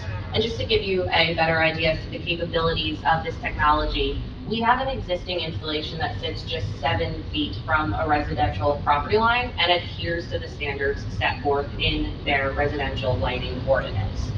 From a regulatory perspective, our installations strictly abide by NJDOT state regulations, meaning our signs convey only static images, which are shown for 8-second intervals, with each static image leading directly to the next. So there's no flashing, no movement, no animation. In fact, our hardware is not even capable of displaying motion videos. And as a further point, we have an existing active and approved permit from NJDOT. So NJDOT's approval of our permit at this location just further signifies our compliance with their standards.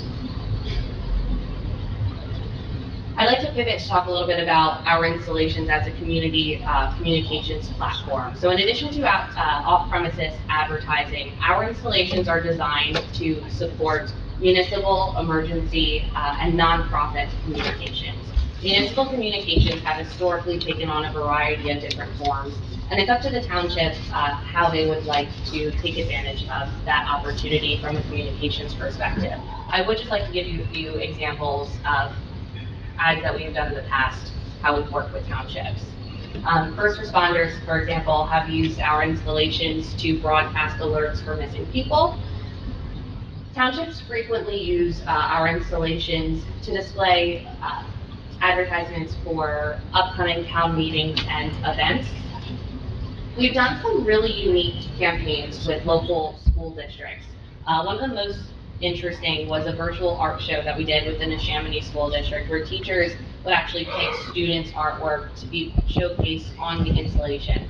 And that one was pretty neat because we get pictures from parents of their child standing there holding up a piece of their artwork as it was being displayed on the screen above them.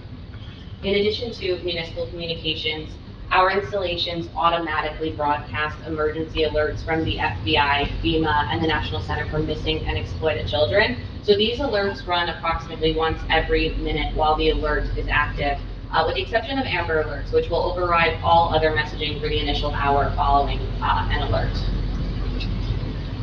And then lastly, Catalyst makes its network available to local nonprofit organizations, which has allowed us to assist various nonprofits both with their general awareness campaigns and their fundraising efforts. I actually adopted a pet earlier this year after seeing an ad on one of our signs for 11th Hour Rescue.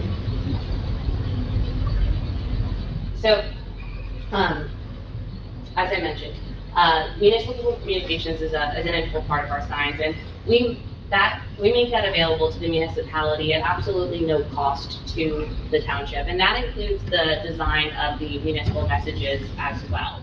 So the municipality is guaranteed one ad slot in every ad cycle, which means the municipality is guaranteed one 8-second ad every 2 minutes.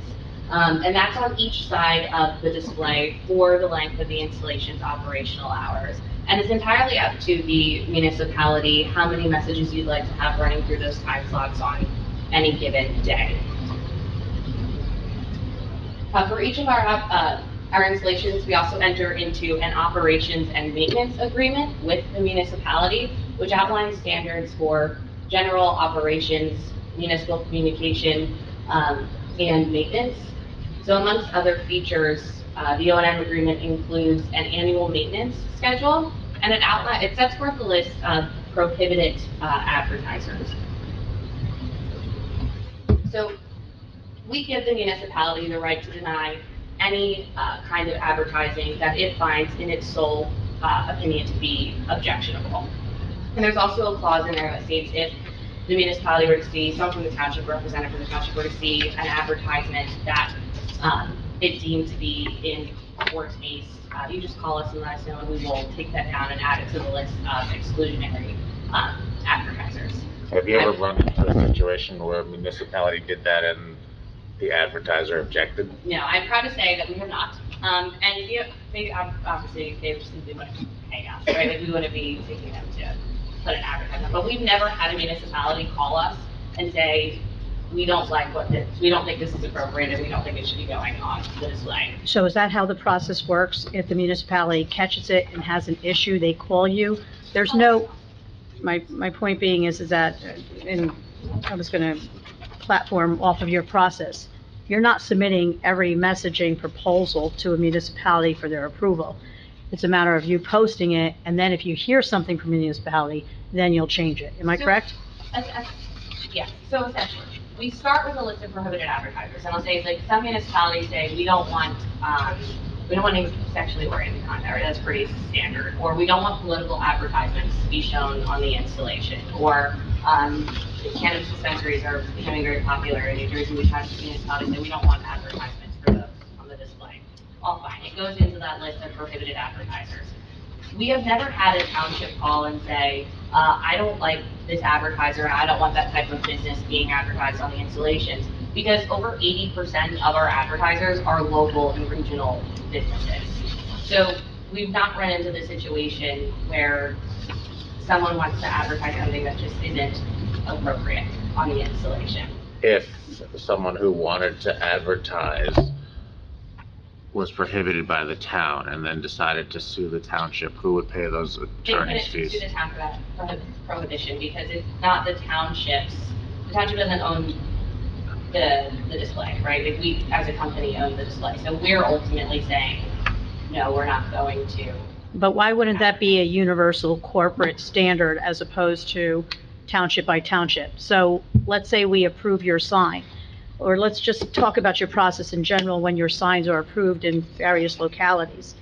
Do you then go approach proactively or preemptively the municipalities and say, okay, can you fill out this survey to give us an idea of what your prohibited advertisement appetite or lack thereof is?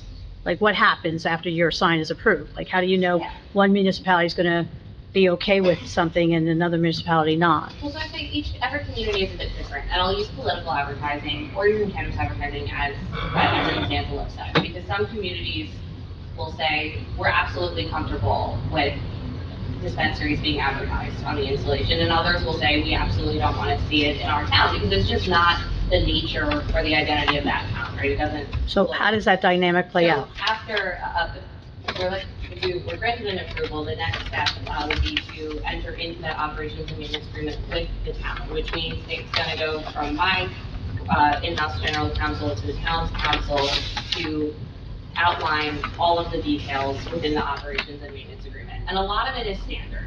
So the annual maintenance agreement is within every one of our operations and maintenance agreement.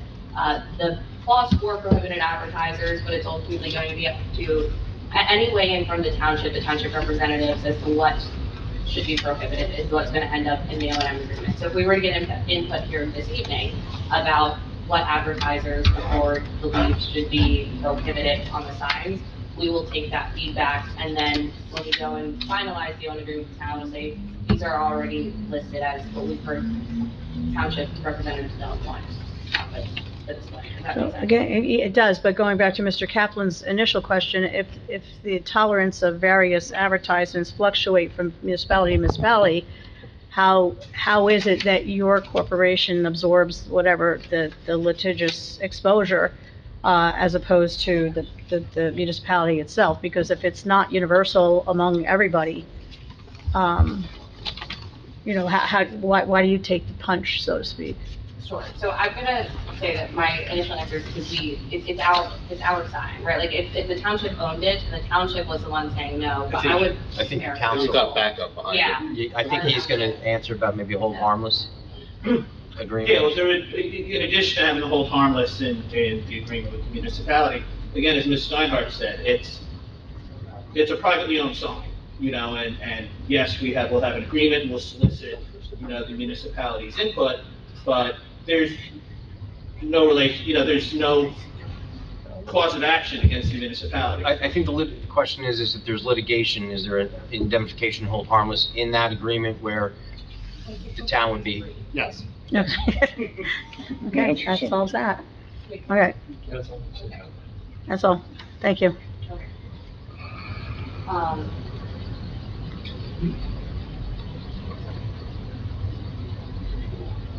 So that, I just want to touch on one other thing, because I don't know if I addressed it completely, but you asked about getting in contact. And there's a process for both submitting, for the township to submit an ad request for something to go up on the display, and it's essentially the same, it's a whole portal communication that's available.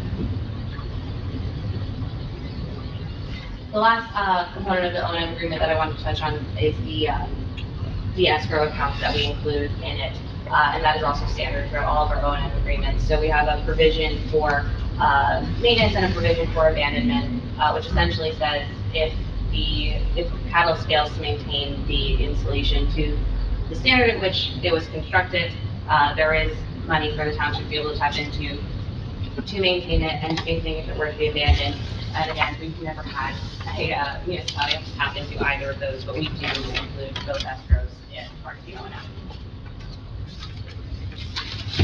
So, jumping to the site specifics for this proposed project, with input from the mayor and other township representatives, my team and I had the opportunity to, or we were able to identify opportunities throughout the township to establish a comprehensive communication platform, which was designed ultimately with the goal of providing maximal benefits to the township through our project. So the application being presented this evening is for the construction of a landmark installation with frontage along I-287, and that represents the first of these opportunities.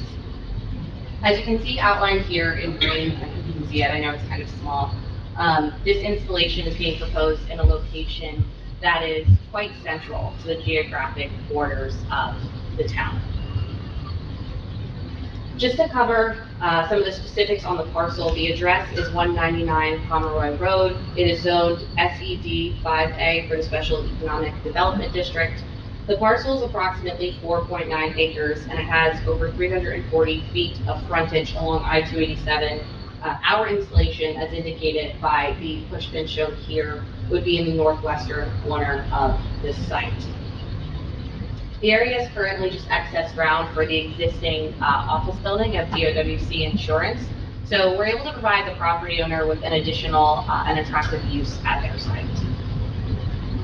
Now, the one thing that sets our installations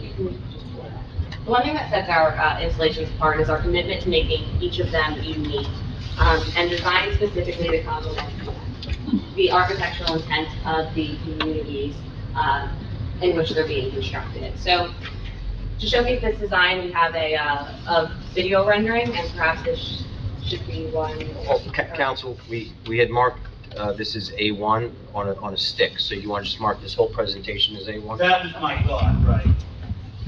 All right. So situated in the heart of Parsippany, this monument display was designed to serve as a subtle yet proud testament to Parsippany's rich heritage and vibrant community spirit. With the intent of symbolizing both the town's history and progress, this design features aesthetically traditional building materials and a more architecturally modern configuration. It's the deliberate combination of angles and parallels throughout the design that make it most unique, creating a sense of balance throughout the installation.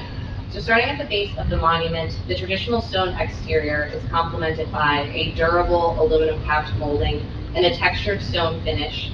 The top of the base is angled slightly, establishing an upward slope to the north, with the township seal prominently displayed at its peak. You got permission to use that? I don't believe we really need permission to use the township seal. Nor the, where it says Parsippany? Yes, so I had met with the mayor and various other township representatives to finalize that. This is the final design that came out of my meetings. This mayor? Yes. So I think that would probably be part of that agreement, right? That you're talking about? Operation and maintenance Yes. agreement. Yes, and if the township asks us not to use it, obviously that doesn't advance our purpose, we would happily take it off. We want to make it off. Correct, and also because the township has the opportunity to use the installation at no cost for its own messaging, we give the township the opportunity to put identification both for the town and seal on it to enhance the aesthetics of the installation. Am I missing something? Is this, the interior design is different than the seal behind me?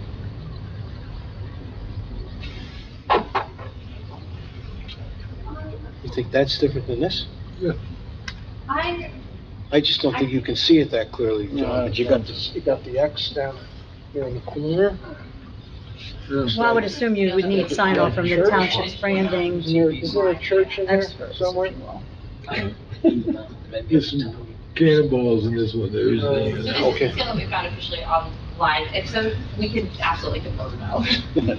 Well, I would assume the mayor's I think it would be part of the agreement, the overall agreement that you're talking about. would have to sign off on that, Yes, correct, on the overall. the branding experts. We'll use that one if you let us. That is exactly what I was describing. Just take that one. We'll change this. Can we get it? This picture doesn't show any lighting along that aluminum cap. And the plans that I saw, the most recent plans, showed some lighting. So the lighting is going to be ground mounted, so it's essentially going to, the lighting features Oh, are is that how it by was supposed to the be? lamps that are on the ground. Okay. So there's gonna be a row of ground-mounted LED, bands on, maybe you should go back to that. So is it uplit? Yes. Correct, so they're spotlights, so all of them, and importantly, all of them are LED spotlights, so it's directional light, you're not going to have an overflow. Are they changing colors? They are, so that's again, up to the township, And they're that's- programmable. Is So that gonna be part of the discussed by your expert, your engineer, or lighting in the lighting plan? Yes, I just say they're programmable, so, but it's up to the township if you want them to be a certain color. And I'll give you an example, we've had towns like in Concord, when their sporting teams wanted sporting events, they wanted the architectural lighting to be lit up with the colors of the town, or for Breast Cancer Awareness Month, making the spotlights pink. So things of that nature, but it's up to the town's discretion. Otherwise, it's just a soft. So, couple of questions. Yeah. How tall is this sign? Absolutely. So from the,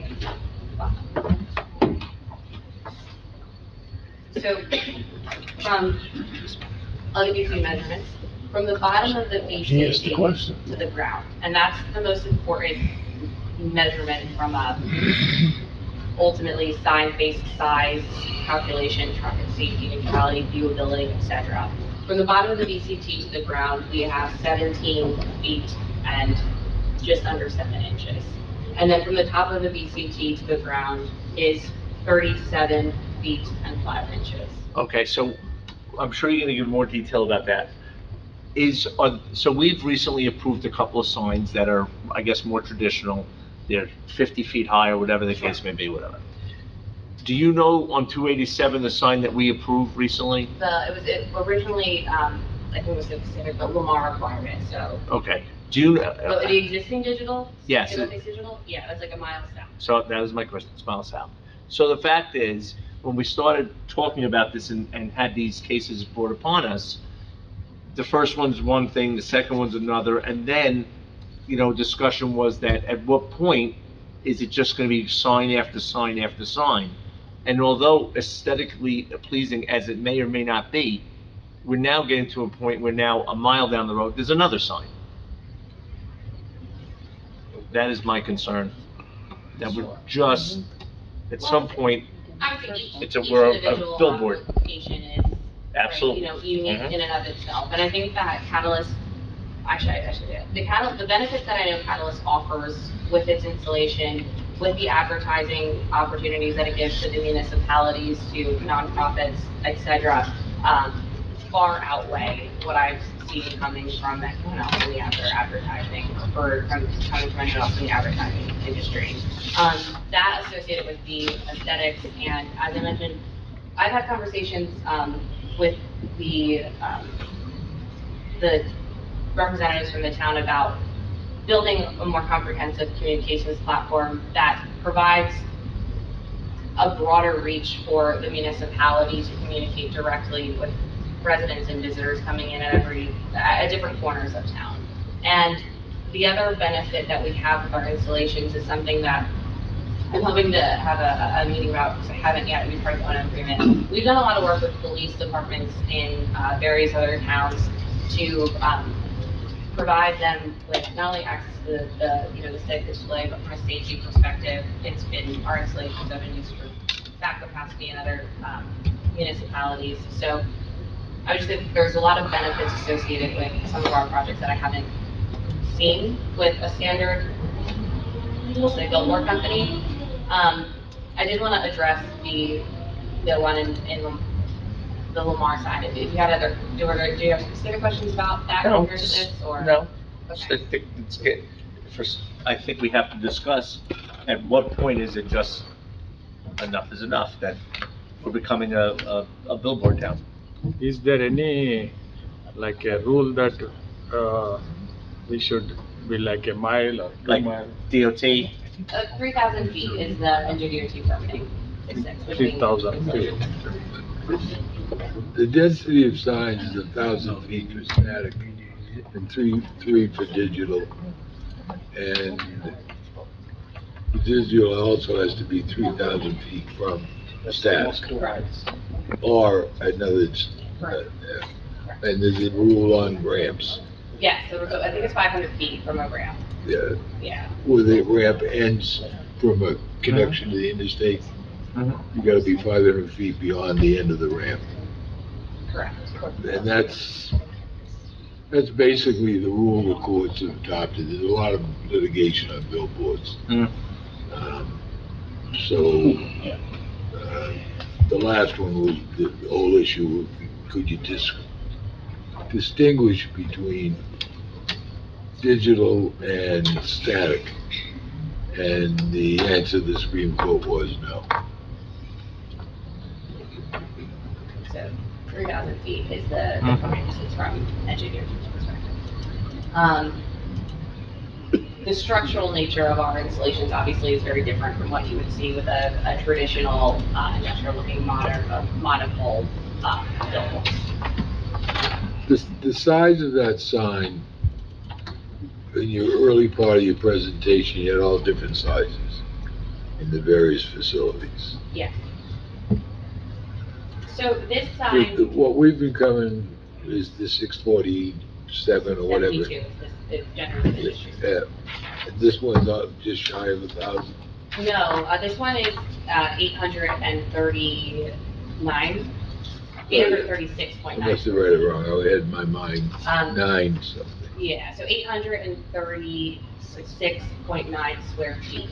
And this installation, I'd like to walk into that a little bit more. Because if you look at the Lamar single-phase digital that's right up down the road, that's your standard 14 by 48. It's a 672 square foot digital sign, but it's a traditional rectangle. And their permit was approved for the construction of up to 1,000 square foot sign. They want the 600. Now, our installation, a large portion of the increased size, and I have the numbers, 164.9 square feet bigger than the standard one, 672, comes from the custom shape of our installation. So this installation was configured around your standard 14 by 48, but you notice that it's a bit wider to the left than it is to the right. And because of that configuration, for starters, we have a little bit of extra space. Now, second, and I think more importantly, our installation is set back significantly further off of I-287 than was Lamar's sign. So from a both traffic safety and overall viewability perspective, there is a whole calculation that goes into determining what the optimal sign face size is. And I can walk you through the whole calculations, and that would take about 2 minutes. I don't know that you want me to take the time to do that. I can explain what goes into that.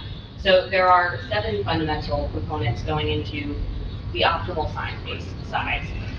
Those are height, what is defined as the non-viewable zone, the speed at which motorists are traveling, the number of characters that the sign face needs to support, the height of those characters, the percentage of negative space, and something called viewer reaction time. So all of that put together, our installation ended up being, because of our custom shape and based on those sign face calculations, it ended up being on the smaller end of that optimal size range. So we're roughly 4.5% smaller than what was calculated at being the median optimal size for a sign in this specific location, based on the prevailing speed, based on the height, midpoint height of the installation, based on what we know has to be 60% negative space to 40% ad copy space, based on the ideal character size, based on viewer reaction time. All of those calculations, factors going into the calculation, is what put us at the size that we're at. The square footage you had, what is it, 8? What was the number? 836.9. Is that cover just the message That's board? the base. But it covers, that's just the board, that's the Okay. digital itself. To make sure it was. Yeah, that's the digital itself.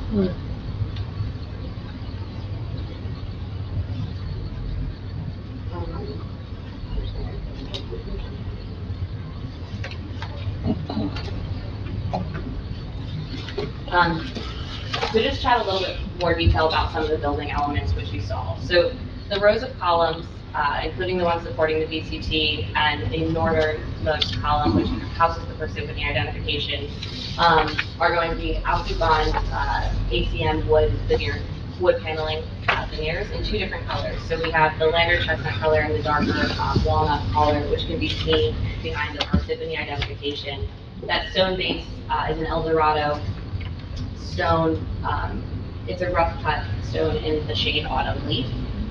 And then the various paints that you see, the satin white finish for the channel lettering, the stone finish around the base, and then the aluminum finish around the roof line of the installation.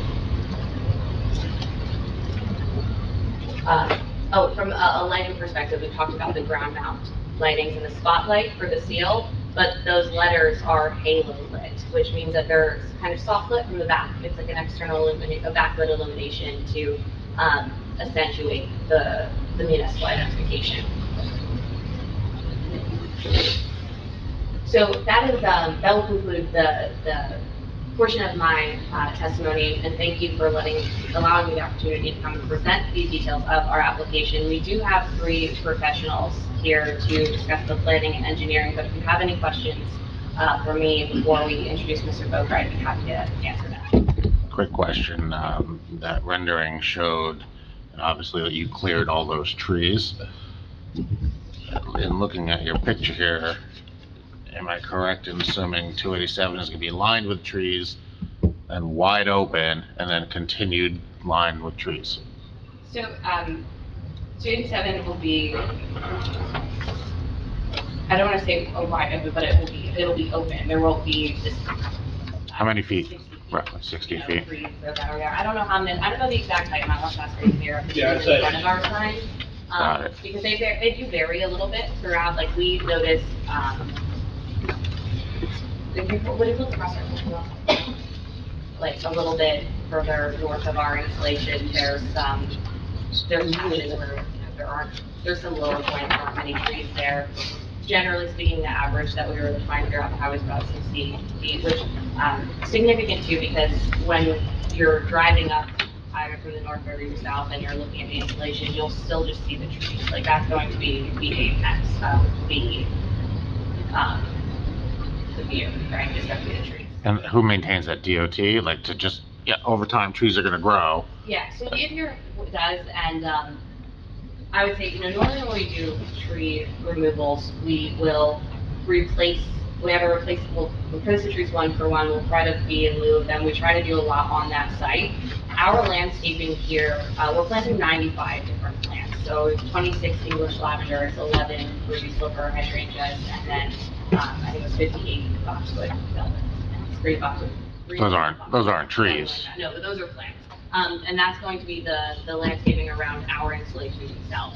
Because it's in NJDOT's right-of-way, we can't just go and plant something else there, and I would defer to my attorney. I don't know if there's an opportunity to say, like, we'll put a ground not plant, a ground brush or bushes or something, and that we'd have to ask NJDOT because it is their right-of-way, and anything that we do in that space, we have to get their approval to do.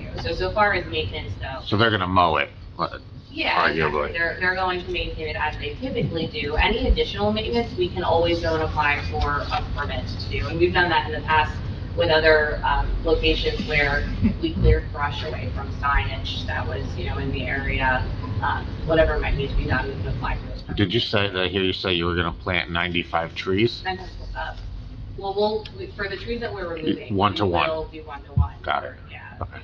Yeah. How big? 95 plants around our installation. How big are the trees you're going to plant that are? I'm going to defer to my engineer on that. If there's a tree portion of this, I'll wait. Okay. So typically, we're directed by the township where and what to plant. For obvious reasons, we can't plant a tree that is the same size as the tree that we just cut down in the exact location that we just cut a tree down. That would defeat the purpose. There's often a municipal ordinance where we're instructed you must plant trees of a certain caliber, and then the township will direct us, here's where we want them, and we're happy to do that. That's something we could either work into a operating agreement with the township in this case, very simple to do, or this board can include it as a condition.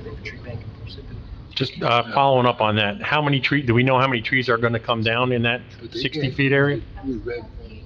90, my engineer has the exact number. Any other questions? I think there's gonna be a question of what would be a more aesthetic, what would be the least impact of a sign similar to this? Either put it on a pole and leave the trees, or cut all the trees down so you can see it from the road. I mean, that's really the board's. I talked to Mr. Peck yesterday. I don't think I had raised that before. You mean building in the air, like building in front of Yeah, the monument? Yeah, I'll go down a step, right? This seems to be a heck of a lot more attractive than putting a pole 60 feet in the air. Oh, there's no question. And Yeah. I'm sure But- I'm sure that we could enhance the landscaping around this to make it even look park-like. Well, the picture she showed of landscape around the sign was pretty And I'll be honest with you, the trees in Parsippany, if you got any ash trees there, they're gonna be gone soon anyway. They're They're done. Yeah, and when I moved into my house, I had like 50 trees on my lot. I think I got 4 left, because over the years, they died because of insects, disease, and everything else. So if you could create a park-like scene around there with shrubs and, maybe some whatever. Arborvitae. Arborvitae, and then we can feed the deer, of course. So. And they grow fast. Yes, they do. Even putting some Norway spruce around the area, not right in front. Those things grow a foot a year. In 10 years, you're gonna have you put a 6-foot up or a 10-foot up, you're gonna have a 20-foot, nice, and the deer don't eat those either. I'm very satisfied with the 1-to-1 replacement of native trees. That's great. I just worry about this just kind of random opening when you're driving along this row of So I trees. did get confirmation from attorney that yes, we can go to NJDOT and say, can we plant like shrubs, right? Or ground cover plants, shrubs, something. So it's not gonna just be tree stuff, there's nothing there. No, I get it, but So we will be people throw able to trash provide- and, Yeah. Thank you, And exactly, we're that's happy the to word that I was looking for. work with the township, the township and its professionals, as far as Yes. if any landscape design. Absolutely. Both selection and placement. So the township has a forester. Oh, okay, Oh, so yeah, we would, And we can make any approval subject to your negotiating with the forester to how to repopulate the area. absolutely, that would be. We've done that many times, many times. We'd be happy to. Well, quite frankly, even if the trees aren't being put back right there, 95 trees to replace some of the ash trees in town, Yeah. we're putting them back in the ground. That's There's a lot of the most ash important trees, thing. a lot of ash trees in front of people's houses Yeah, that are dying. absolutely. Some towns have Cut tree them down bins. on my street. That's a great idea. Put money Yeah. into Yeah. place them in places. Okay. Any other questions of this witness? Any members of the public? Is there any member of any members of the public who have any questions of this witness on testimony given this evening? Bert, nothing? Okay. I hear none, see none. Thank you so much. Thank you very much.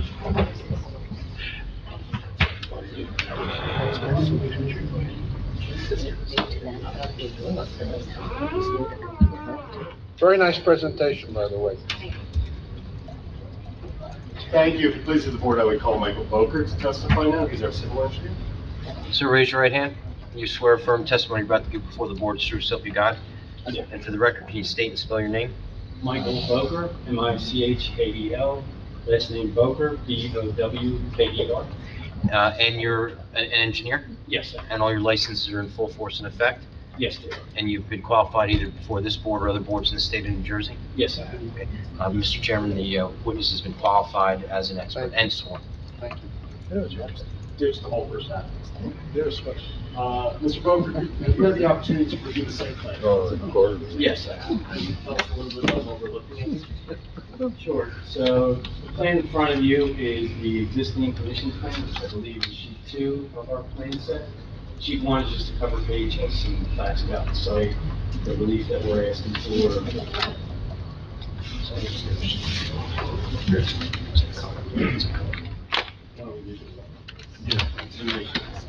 Yes, it is. So sheet 2 is the existing conditions plan, which shows the site as it currently exists. The site is bounded on the top of the page by Pomeroy Road, and all around the site are other non-residential or commercial uses, offices, and other commercial buildings surrounding the property on the other three sides. The site generally drains from Pomeroy Road to a stormwater management basin, which is located, looking at this plan, down to the lower left of the property. All the parking, which is sufficient to support the current use, is located to the side and to the rear of the building. Access to the site is from Pomeroy Road via a one-way in to the left of the site and one-way out on the right-hand side of the site. Tell me about the surrounding area.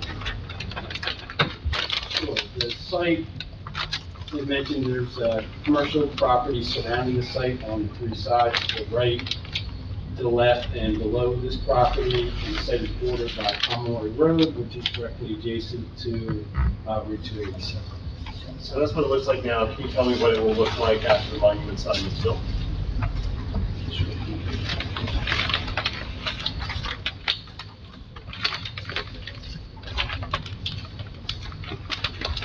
This next sheet depicts the location of the proposed sign on the site, which is located to the right of the exit side driveway as you're leaving for egress onto Pomeroy Road. And that is the only proposed change on site. There are some vegetated buffers between the parking lot to the rear and the sides of the property, and those will not be impacted by the installation of this monument display. How does that sign affect the sight line as you're going in or out of the building, if you can tell us? Sure. So the sign, the leading edge of the sign is located approximately 16 feet from the edge of the cartway, so it will not impact the driver's view as they're going to exit the site. Okay. We have a couple of variances that we're here for today. I'm going to run through them with you before I get to the next stage, what I'd like to talk to you about. There are 8 variances altogether. Yes. So number one, I am going to be reading these because I do not have them on memorized. C1 variance from ordinance section 430 to allow a principal use, which is going to be monument display, which is to be located 4 feet from the right-of-way, where the ordinance requires the distance from the right-of-way be a minimum of 50 feet. To be located 3.1 feet from the side boundary line, where the ordinance requires a side setback of 25 feet. Why is that necessary? That's necessary so that the sign can be located where it can be safely readable for motorists on 287. So if I took that sign and put it all the way at the rear of the property, it might comply with the setback requirements, but it would no longer be a sign that had any kind of setback, correct? Correct. Okay. Next, we have a C1 variance from section 430-254J sub 2 to allow the monument display to be illuminated externally by the ground by more than 2 light per surface. Why is that necessary? So, given the size of the sign, it is larger than the sign that is typically associated with just having 2 ground-mounted lighting fixtures. So you can see here, this is our landscaping plan, which is sheet 7. It shows the location of the proposed ground-mounted lights. As mentioned, they are from Brownville, and they are used for architectural reasons to illuminate and wash the face of the sign. They're not part of the advertising sign at all. So I can go to a Halloween store, I can purchase those funky signs that have like ghosts that swirl in my house and they can swirl around from different colors.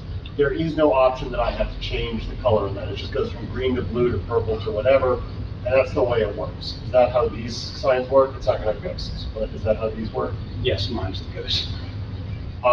Could I come in and program them so they're just white? Yes. And that's the default setting, right? Correct. So it's not like these are going to automatically be swirling. If the township came and said, we want these to be green for a sports team, or blue for a sports team, or pink for Breast Cancer Awareness Month, or something to in some way highlight the advertising that we're putting on as our component of the sign, we could do that though, right? Yes, you could. And if the township tells us, we always want the lights to be white, don't do anything else, we can do that as well, right? Absolutely.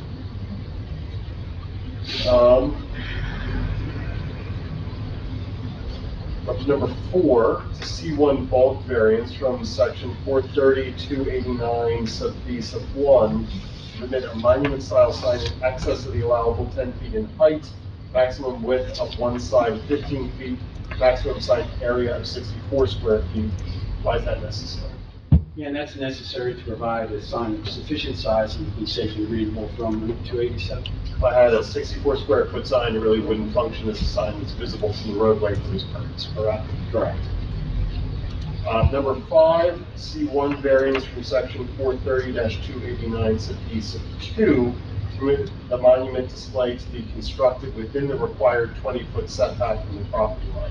That's similar to what we talked about with respect to the setbacks earlier, right? Correct. Same reason you gotta be close enough to the road, right? That's correct. Number 6, D1 variance, this is the first D variance. The use variance from the requirements of section 430-12 could permit a second principal use on the subject property. Why is that necessary? That's because the monument display would be considered a principal use and would be the second principal use on the site given the existing office. And the alternative would be to find a site that had absolutely nothing else on it, right? Correct. Not a lot of those in the area. Seventh notice variance is a D1 use variance from the requirements of section 430-141 to allow construction of the proposed monument display where it is not an allowable principal structure within the SCD 50 zoning district. Why is that necessary? That's needed because this type of sign is not allowed. It's a permitted use. Repeat that? This type of sign? This monument display will not be allowed within this district. Off-premises advertising? Correct. That goes into the 8th. Got it. That goes into the 8th one, which is it's a D1 use variance from the requirements of section 43284 sub H sub 6 to permit off-premises signs to be constructed on this site. Can you explain why that's necessary? Sure. So as mentioned, this sign will be used to advertise off-premises businesses. So therefore, we need that relief. And in addition to off-site businesses, off-premises businesses, it will be available for municipal advertising or signs as well. So you covered a lot of this. I do want to get a precise number. Do you know how many trees we'd be taking off the site? 93 trees total would be removed. And we are able to replant them somewhere in the county. There's no civil engineering reason why we couldn't. Correct. We would be able to request off. James, could you show us the sightline analysis to across the street? Perfect, thank you. Did you prepare these analyses as well? I did. So tell us what we're looking at. So we did provide the 8-section analysis to show the view lines from the apartments across 287 and how they relate to the sign. James, if you could go to the first page just for one moment so that we can see. The 8 signs, it's a little tough to see here, but it looks like there's a line that travels from the leading edge of the sign up to first apartment building, second apartment building, third apartment, fourth, fifth, sixth, etc. And they're labeled A, B, C, D, E, F, etc. That's right. Correct. So James, if you could go down and we could see A, it looks to me like there is, I started out in the appeals unit. It drives me crazy when I see a record and I can't tell what I'm looking at because you're just talking about this exhibit that's over there. It looks to me like on the right. That was A2, but part of A1. Yes, please, thank you. On the right-hand side of A2, there is the sign depicted in 2-dimensional cross-section, is that correct? That's correct. And on the left-hand side of the exhibit, there is Unit A, that's one of the apartment buildings, correct? Correct. And if you look, it seems like there is both a sound barrier and a collection of trees installed between the two, is that right? Yes. How much would you be able to see from the highest point on Unit A of the display if you're able to testify? Not much of the sign at all. It's a pretty significant buffer, as you saw in those images that we showed.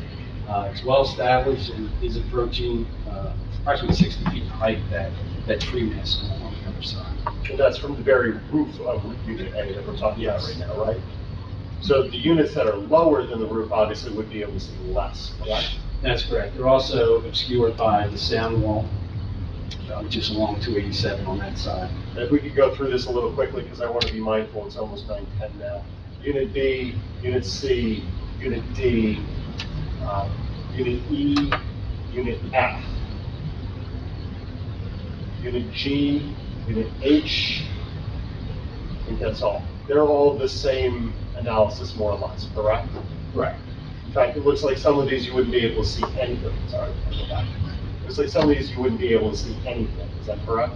Yes, so if you get back a couple sheets, the closest apartment buildings, there's actually going to be a wedge of trees left on our side of 287 that would be in the non-viewable area of the sign anyway. So those three closest apartment units would be buffered on both sides of 287 by the existing vegetation. Is that units E and F? Yes, so that's E, F.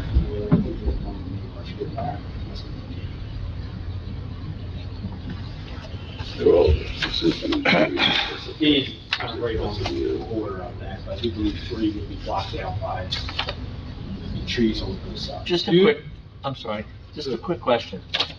You're testifying that those people aren't gonna see anything. Were those people noticed? Like, did they get noticed that this is going on or no? No. No. Only if they're within 200 feet. Okay. And it would be the property owner. Yeah, that's what I was thinking. Scott, not the tenants. Not the, That right away is 350. okay. The height of the sound barrier,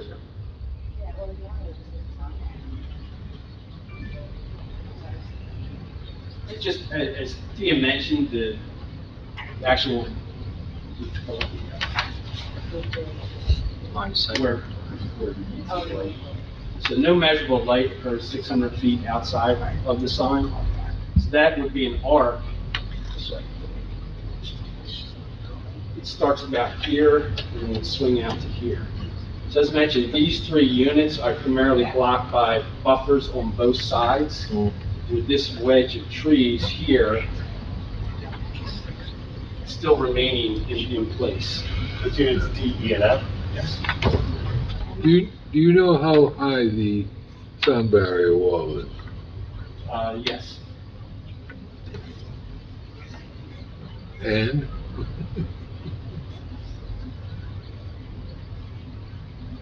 I believe it's just over 16 feet in height. That's all it is? Because you can barely see those apartments when you're driving by at 287 in a car. I didn't even know there were apartments here. Oh, yeah. I forgot they were on the other side. Yeah. Never realized it. They're there. So you can see driving down to it, that's apartments would be on the left. That's right. There's the sound wall. I don't know You can see that- that mass. I don't remember seeing the sound barrier. I've never seen the wall.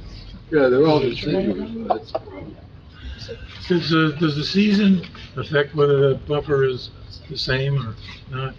It would be a little less filtered during the winter when there's. But it would still be sufficient. Still be filtered. I have nothing more for this witness if the board has any additional questions. Why can't the sign go in the right of way? The New Jersey, the NJ dot right away, Yeah, they wouldn't permit us to put it in. but let's take the trees down, but they won't let you put a sign. They'll let us do vegetative management, they won't let us put a permanent installation. They're wishy-washy on that. I've seen them going right through it. You can help me find a way to put the signs closer to the highway? It had something to do with AT&T and providing some service, whatever it was. So you're guaranteeing that all residents are not going to be negatively impacted by this sign whatsoever? The lighting from the sign that emanates from the sign? It's really broad language. I'm a lawyer, I can never say what I'm guaranteeing. I know that, but, I mean, based on the viewable areas, that's a concern of ours, I'm sure, as the board. And you mainly talked about the apartment buildings, but again, I go back to the single-family units that are also impacted as Where are well. the single-family units that are impacted? They were towards, if we're looking at this, they were towards the right-hand side now, Some of those- our right-hand side. Some of those single-family units are actually blocked by the apartment buildings themselves. And as you move further out to the right on this plan sheet. Well, not in the they previous fall- presentation. In the previous presentation, What's the viewable zone? the viewable zone included, I was just saying that some of the residents down to the right of that arc of that road are actually blocked by the apartment units. And then the rest of them fall well outside of the actual. Viewable zone just Viewable means that zone. on a flat plane with no obstructions between you, you would be able to see. The same way that I could see behind this barrier, obviously, if it weren't here, but it is, so I can't see what's behind the barrier. You wouldn't be able to see, just because you're in the viewable zone, you can't necessarily see the sign. And they're further obstructed by the sound wall as well. That's not, but that's, okay, I'm sorry, the engineer, you said, again, the sound barrier is right there. Okay. Yes. Yeah, that continues. But that sign's at a higher elevation, correct? Then This sign is actually low, the ground elevation of the sign is actually it's lower. lower. Okay, got it, thank you.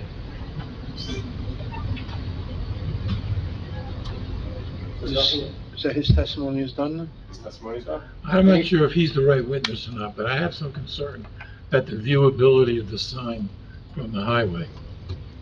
I think that's gonna be a question for our traffic engineer. Okay. Any other questions of this witness? No. Any members of the public have any questions? I hear none, see none. Next witness. Thank you. Mr. Sefo.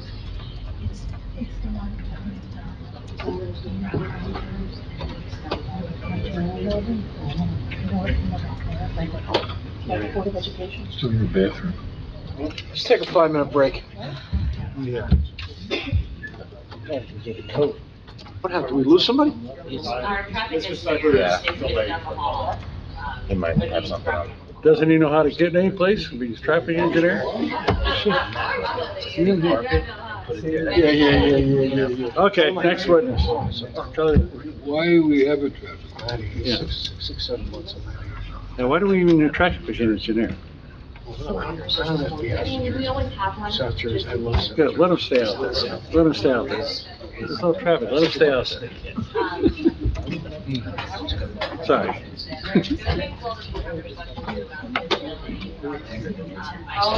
Within my expertise, try if it's out of my realm.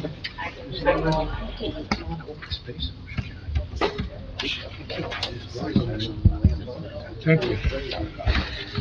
Thank you. This is gonna be 8-3.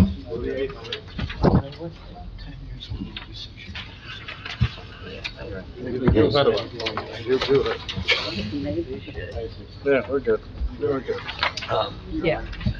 Do you want me to swear your We're good, witnesses? we're good, sure. Counsel, you want me to swear your witnesses? Ma'am, you raise your right hand, you swear firm testimony about to give before the board is true yourself you got? Yes. For the record, you state and spell your name. Golda Spire, Golda Speyer. Your traffic engineer? No. You're the planner, I'm the principal planner. and all your licenses are in full Yep, force and I'm effect. certified with the AICP And and, you provided testimony for either this board or other boards in the state of not New this Jersey. board, but in Other Morris boards. County and many other boards. Yes. Mr. Chairman, she's sworn and qualified as a planner. Golda, have you had the opportunity to review the plans in this case? Yes. Do you know what it is we're looking to build in this case? Yes. And you know the background of the township, the ordinances, the site master plan, and generally speaking, the area that we would be building.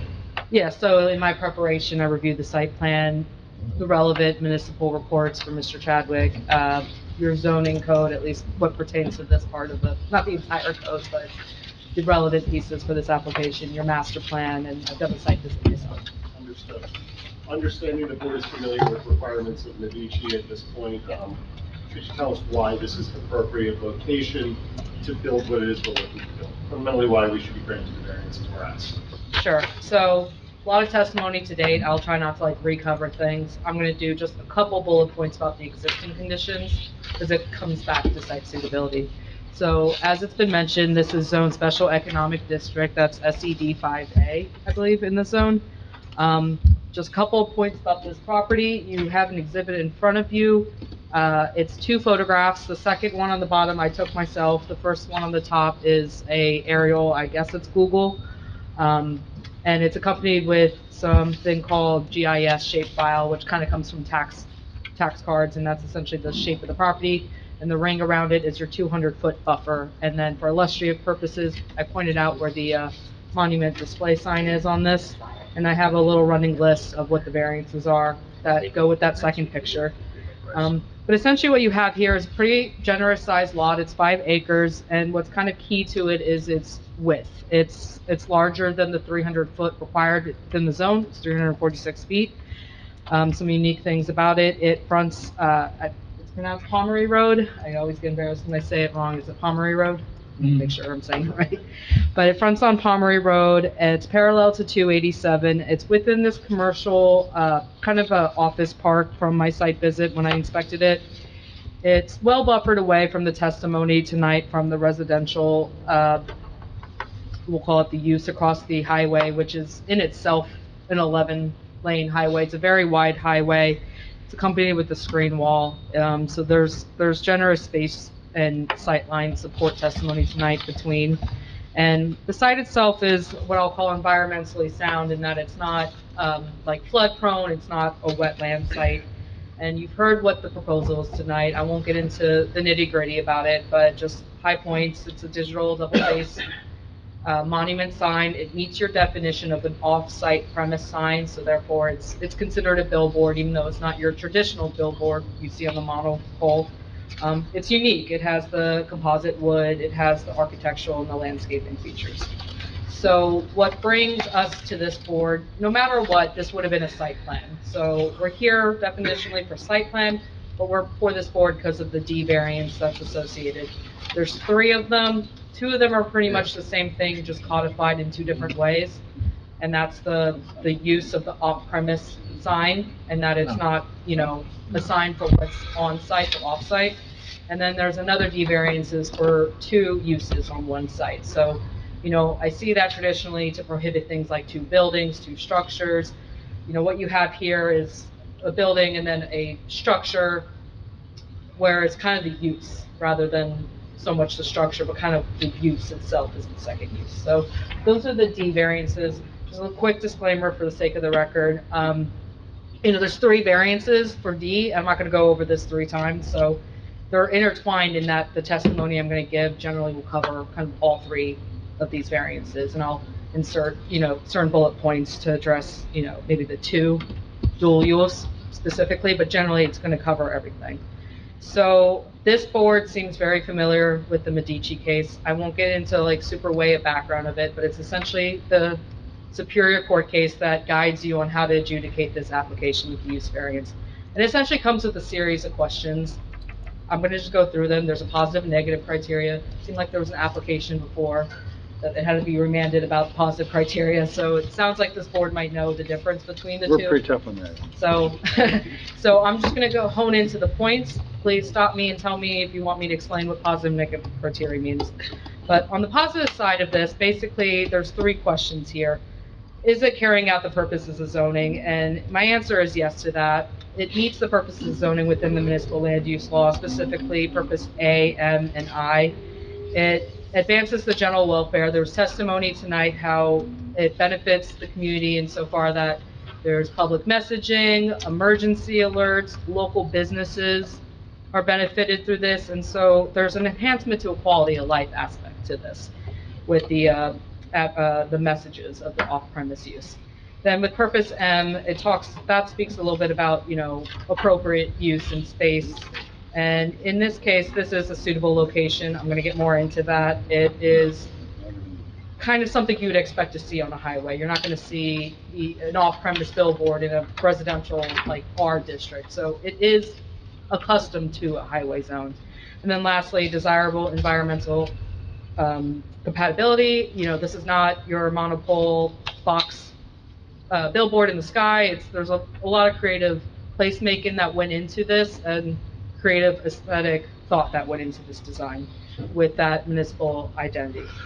So this brings us to like more into the positive criteria. We talk about site suitability.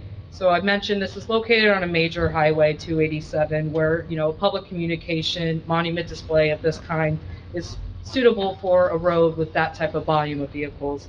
So to get more into the site itself, as I mentioned, it's very wide in frontage. It exceeds the ordinance. It's 5-acre site. The curb cuts aren't intrusive to this site, especially from a point on 287 there. And there's, to speak about the dual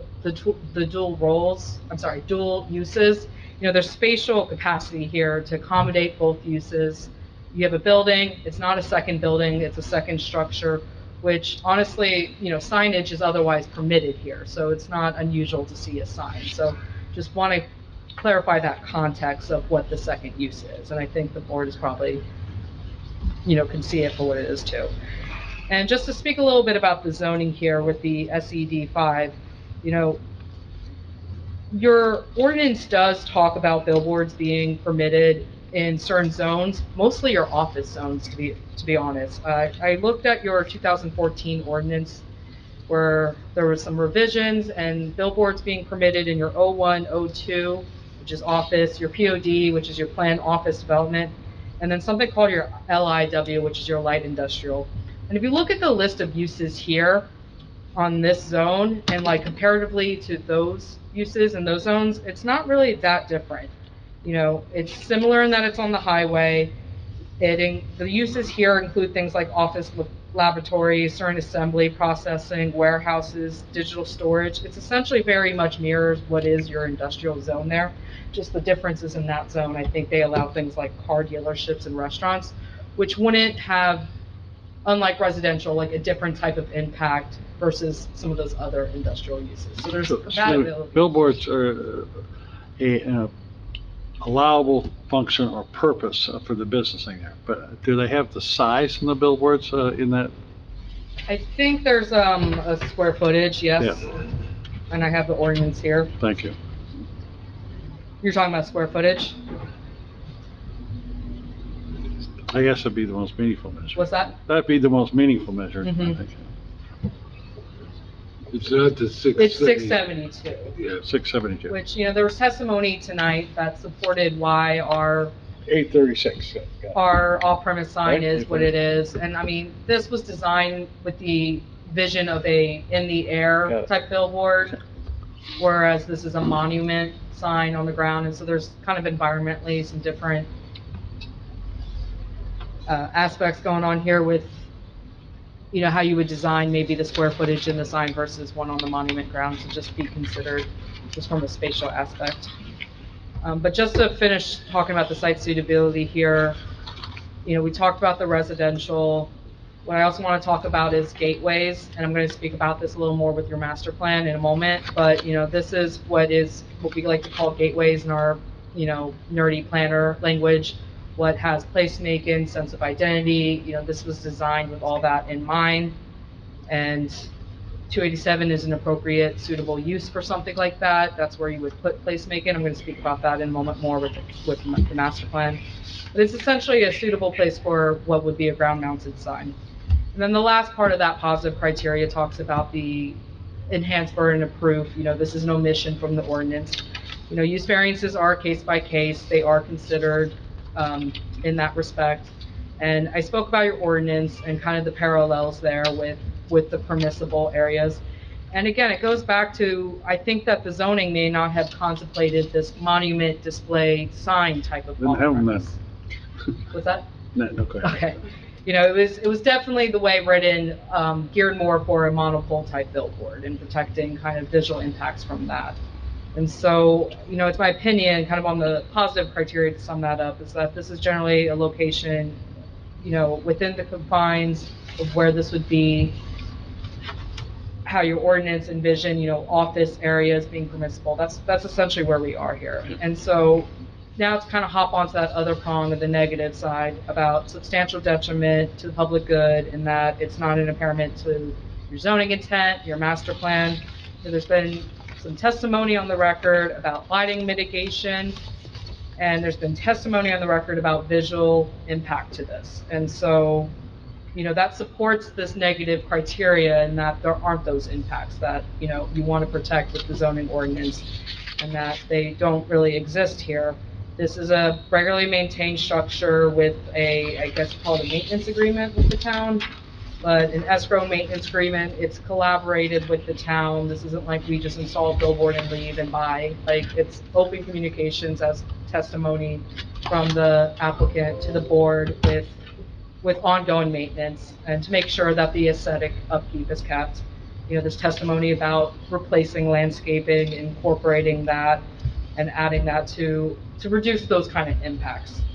And lastly, just to bring back the two uses on one site, again, it's not, a building structure, and so The second use is not having that type of disturbance to the land the way that maybe like a second building would. We're not talking about a new building that's a traffic generator. I mean, there's traffic up on the highway, but no one's like driving to this billboard. It's not in itself generating traffic, maybe for the guy that comes once a year to do maintenance. But it's not a noise generator. You know, if anything, the residentials are probably impacted by the highway itself and not so much this sign. But just to kind of sum up the master plan, you know, I looked at your 2020 master plan. It's very fresh.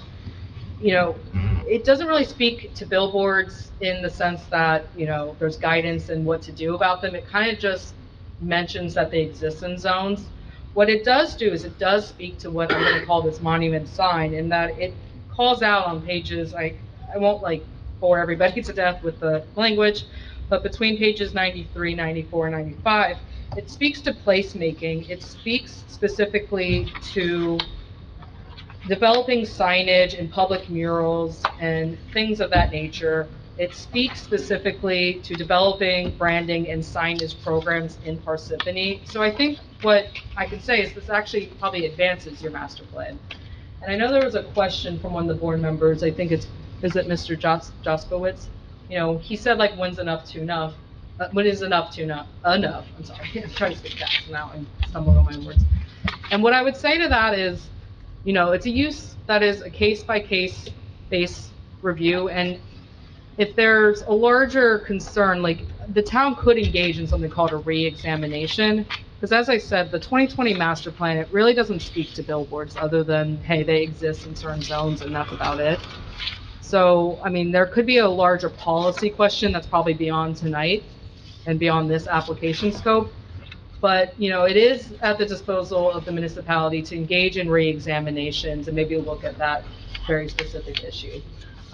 But to that end, the master plan does speak to like signage and comprehensive signage and placemaking. So I still believe this advances these purposes. So that's really the summation of the D variances. We did go over the C variances. I can do a very quick one. I know that there was testimony already by the engineer. I will say there is a court case, your board attorney might know this, it's out of North Brunswick, it's called Polio, and it essentially says, like, when you look at D1 variances, you can look at the design in its whole, because a D1 variance, naturally, a lot of these little C variances are going to be subsumed. And in approving your D variances, you can kind of just approve the C variances, almost subordinate to that. So the front yard setback, as testified, is a better alternative. I think that's a... correct you, but I'll correct you. He said C1 tonight a lot, C1 variances. What they actually are C2 variances. C1's hardship. C2 means a better alternative than what your zoning envisioned. So all these bulk variances actually really just meet the criteria of C2, and under that court case, it makes sense that it's going to be encroached in the front yard like that because of what the structure is. It's not a building. It makes sense that it's on the side yard, on the other side of that drive aisle. You're not going to have it in the middle, in the front, and in the back because it has to be set back that way. It all just really gets subsumed in the use. So that kind of addresses your side yard and your front yards. And honestly, same thing with lighting. The lighting is around the design of this thing rather than lighting, you know, freestanding lighting that you regulate. It's more incorporated into the design. And again, with the signage dimensions, it's also subsumed in that this is a D1 use variance for an off-premise sign.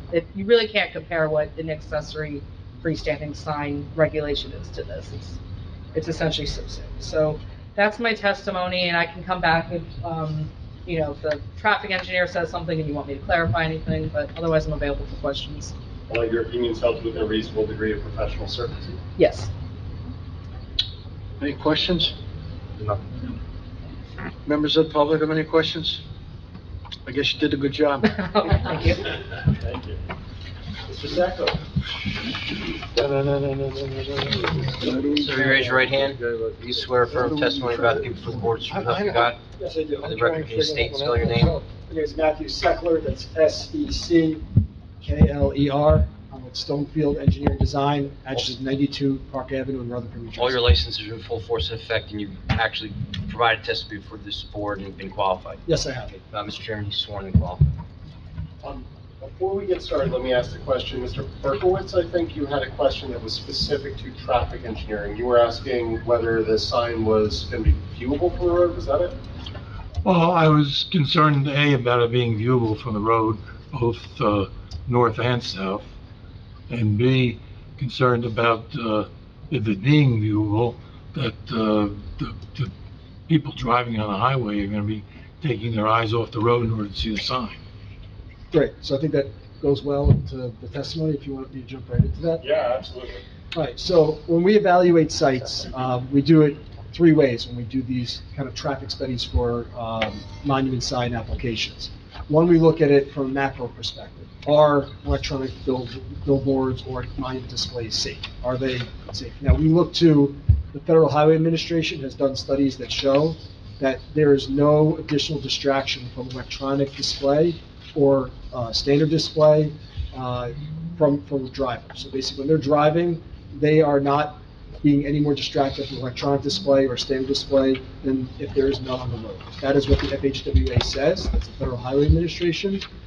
But they do provide guidance. They understand. I was going to say, is that all locations of the sign? That's what I was going to say. But they do provide guidance because there are certain signs that could be distracting.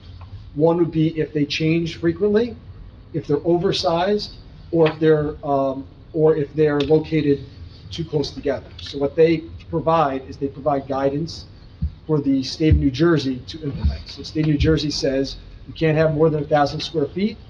You can't have signs within 3,000 feet of each other along the road.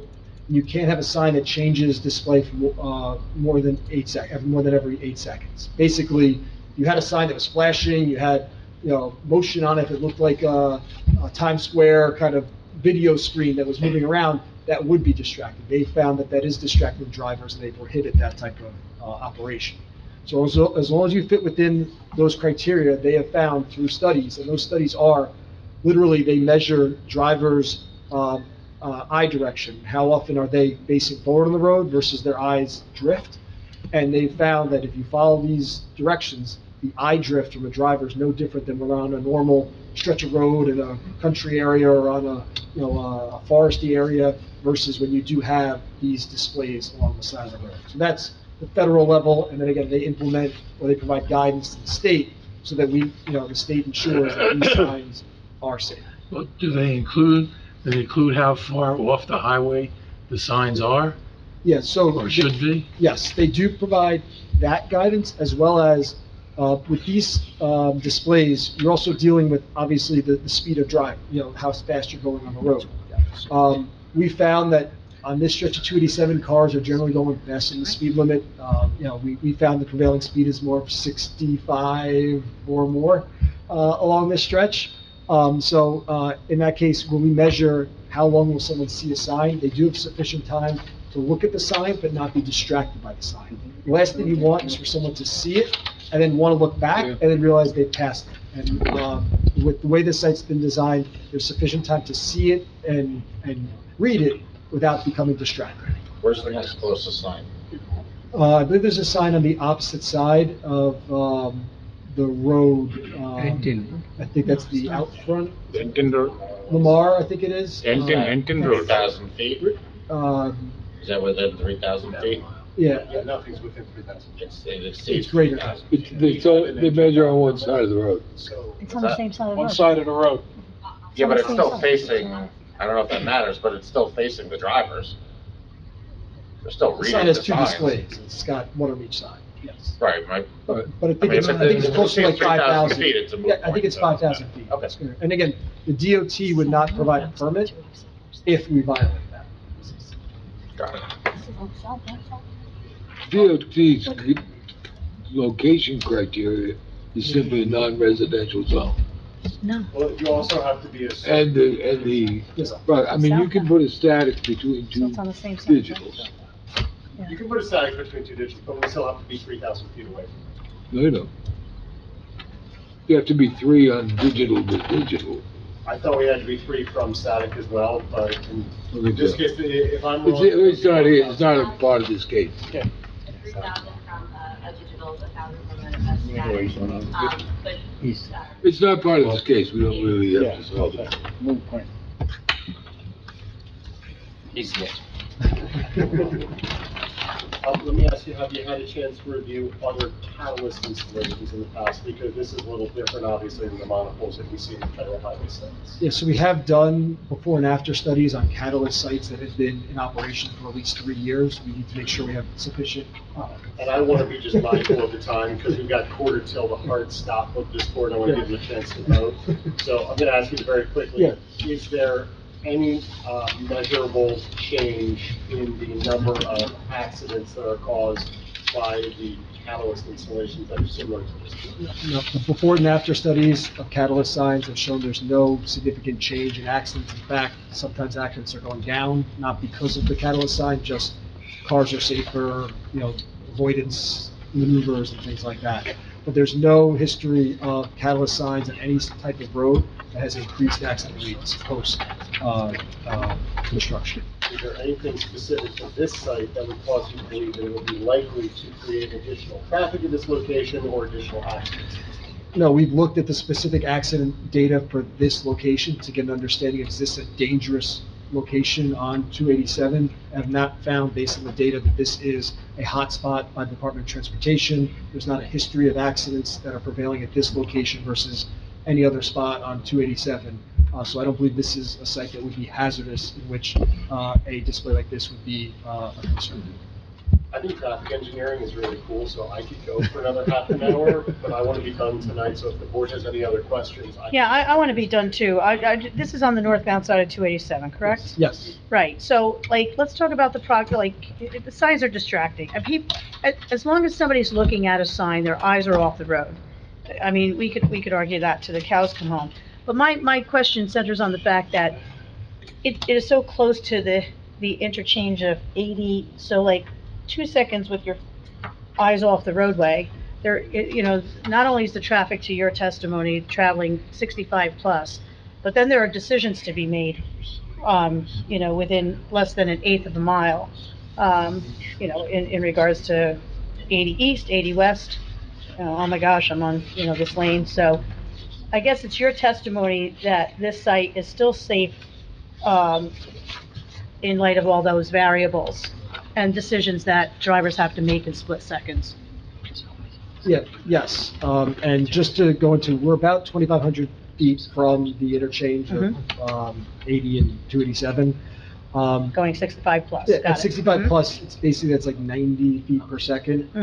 So again, you do have 25 seconds, which is a long period of time. Plus, the way the sign's designed, you're not seeing it in infinite distance. Actually, I think some of the fact that we do have, cutoffs and things like that, and vegetation where we have it, that, again, it's a limited period in which you see it, and then you don't see it anymore, and then you have 2,500 feet before you get to the interchange. Thank you. Any other questions by the board? This may even sound silly, but what effect, if any, will this sign have on the traffic on Pomeroy Road? I don't see it being, the volume on that road is very, very low. Very minor. Yeah, very minor. I don't see it being a concern at that location. And one thing we also checked, which wasn't discussed, I think, here, is that the sign location is far enough back that if you're leaving the driveway that's closest to the sign, it's not blocking your visibility. So that was the one thing I do like to check with these displays is it blocking someone who stopped and looking right and left? It's actually behind their eyesight. So you'll be able to see down the road in either direction. Was there a question over here? No, sir. Anything else from the left? No? No. Any members of the public have any questions of this witness on the testimony given? I hear none and see none. That's it. Do you want to sum, or do you want to go based on the testimony that you... I think that in lieu of summation, I just like to ask a question, specifically, Mr. Jaskowitz, since rhetorical, so you don't have to answer. Okay. We usually don't answer questions. Well, then it's good that it's rhetorical. The question that I want to ask is, you mentioned that there were previous sign applications that have been granted, and your concern was, well, are we going to become a billboard town? The question that I will pose to you, and obviously really to the board as a whole, is, were those billboards similar in what they were presenting to you?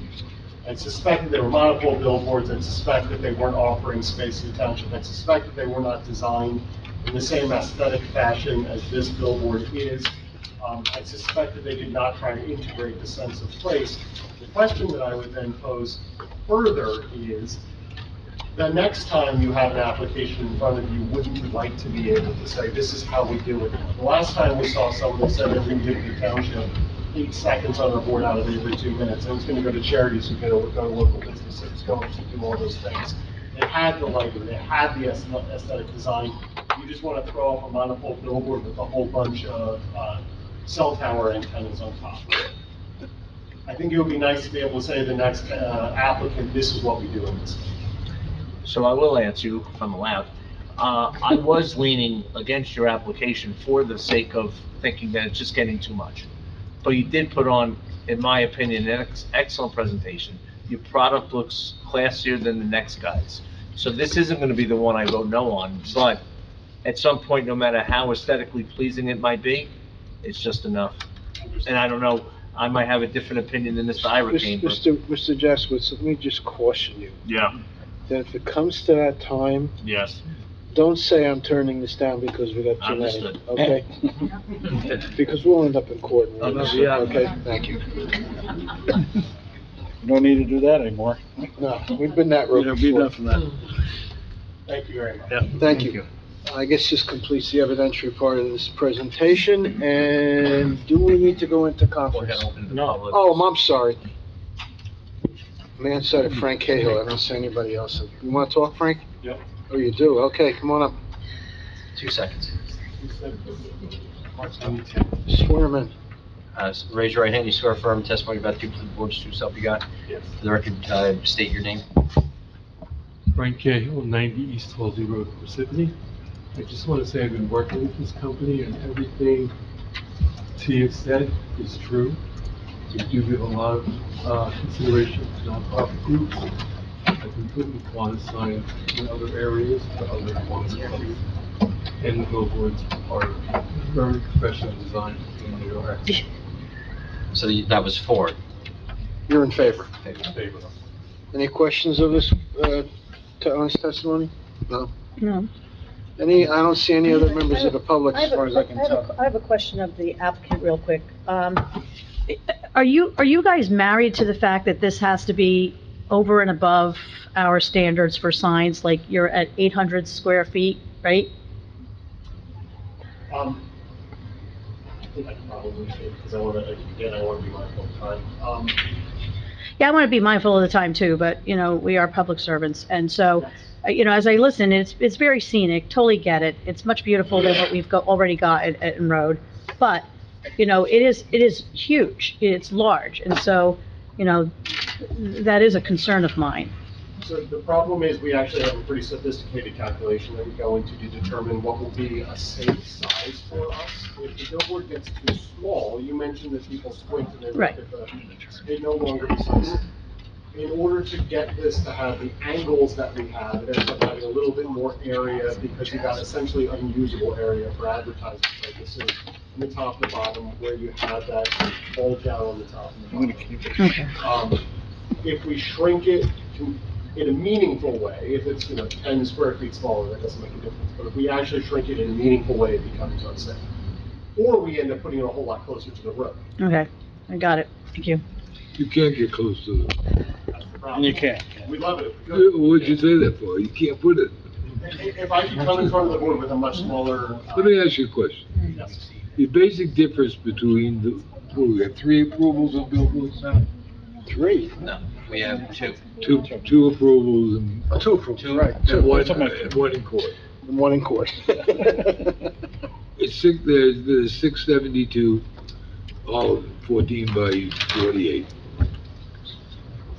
The difference that you have is about 200 square feet of billboard, right? You never submitted the 7 components on how you size this. And I've been sending little notes out for a couple months now, saying, well, how come it's so big? So Tia actually listed in her presentation the various variables that we look into. We can absolutely. I listened to it. I never saw the figures. We can provide those to you. But then you're not going to get a vote tonight. yeah, we would very much like a vote tonight. You're in a quandary. Yeah, I think ultimately what we're telling you, and you've heard our experts testify to this, it has to be the size that it is in order to be safe while maintaining the angles that we I don't know what you want to do. Subject to, Huh? subject to submitting it to you. I guess that's the best, yeah, Pete came up with a good answer. Subject to verification to the formula and conclusions. Yeah. And Mr. Chadwick, I would say based, I think Chaz and I will look it over. based on the professionalism of the presentation, I would have confidence that they can provide that. Yeah. This is not gonna be an ugly sign. No. It's not gonna be 60 feet in the air overlooking residential neighborhood across the street like the other one. 1,000 square feet. That's a pretty good size. Yeah, it's a Yeah, big it's sign. not- It's a big We're sign. gonna play dead for size. Do you wanna, do we have, want to go into conference or? No. Excuse me. I think we should. Okay, motion to go into conference? So moved, Berkowitz. All in favor? Aye. Okay, who wants to start? Okay. Go ahead, David. Well, I think that all of us initially were negative on the concept of Science City, but they've made an excellent presentation. They've answered all my questions, and I believe that I'll be voting in favor of with Chaz's recommendation on the proof of concept of the measurements, of the requirement of size. Mr. Reddy? Yes, I am in favor of this. The project looks good, and I believe and I hope the applicant is good for the community, and I am in favor of this. I will be voting yes. I want to be perfectly clear. The main reason is because there is no affecting any of the neighbors as the evidence has been presented. So for that main reason, I will be voting yes. Someone down here on the left? Yeah, I mean, I'm still on the fence because, fabulous presentation, I get it. But I'm concerned about how everything plays in reality, beyond the presentation room. And, I like it, it's aesthetically pleasing, a little concerned of its approach to 80, but understandable, that's a logical area. I just want to make sure that we, as a board and as a township, doesn't necessarily make anything unnecessarily large. Because, I mean, you're just going to be opening up for like a sign size race, if you will, up and down 287 and other highways that, surround our township. That's my concern, but John, like you said, I mean, you and Chaz will work together. John? Yeah. All right, so I guess, my faith is going to be rooted in the professionals that, usher in this project or whatever. So I'll vote yes, but I'm concerned about the largeness of this sign. And I can appreciate your argument to it, but I'm thinking in the future, in regards to what's coming and, the size contest. That's it. I'll go next.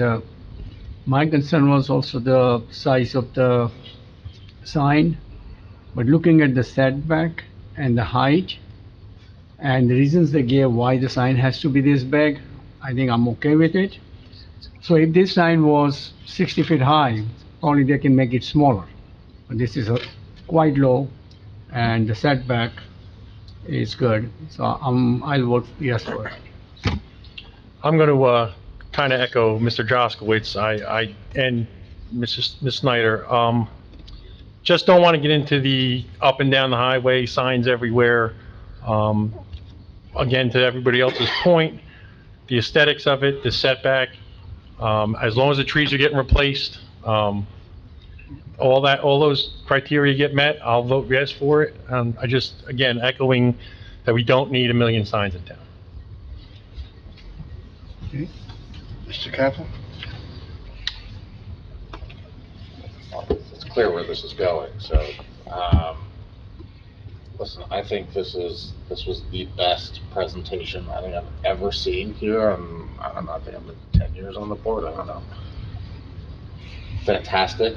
I appreciate the use of technology for the first time ever. That worked. That worked. Took long enough. It's, the most beautiful sign I think I've seen, proposed in town.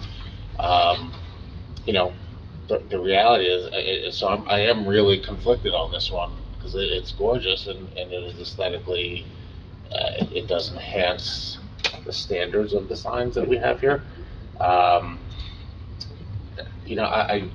think I'm just, I don't see a need great enough to override the ordinances that we have in place to put another highway sign. So I'm gonna vote no on principle, because I know this thing's gonna pass anyway, but that's my vote. It's up to me, huh? No, Bernie. Well, I'm a I'm yes. sorry, go ahead, Bernie, I'm sorry. I Well, I'm a apologize. yes. Go ahead. She's a yes, she said a yes. It's a non-issue. Yeah. You're a yes? I just wanted to say, as far as the size goes, the state allows up to 1,000 square feet. They chose to come in here with less based upon what they felt was the need for the site. So that's why I'm in favor of it, because of what I thought I think they testified to, and they chose a right number, not the maximum number they could have come with. Thank you, Bernie. I'm sorry I missed you. It's late. Sorry, I'm getting thinner. I'm getting on there in years, Almost 10 o'clock. I feel like like Joe Biden right now. Somebody want to tell me, is time to leave? And the door's over there. Okay, all right. First thing I want to do is address the board, okay?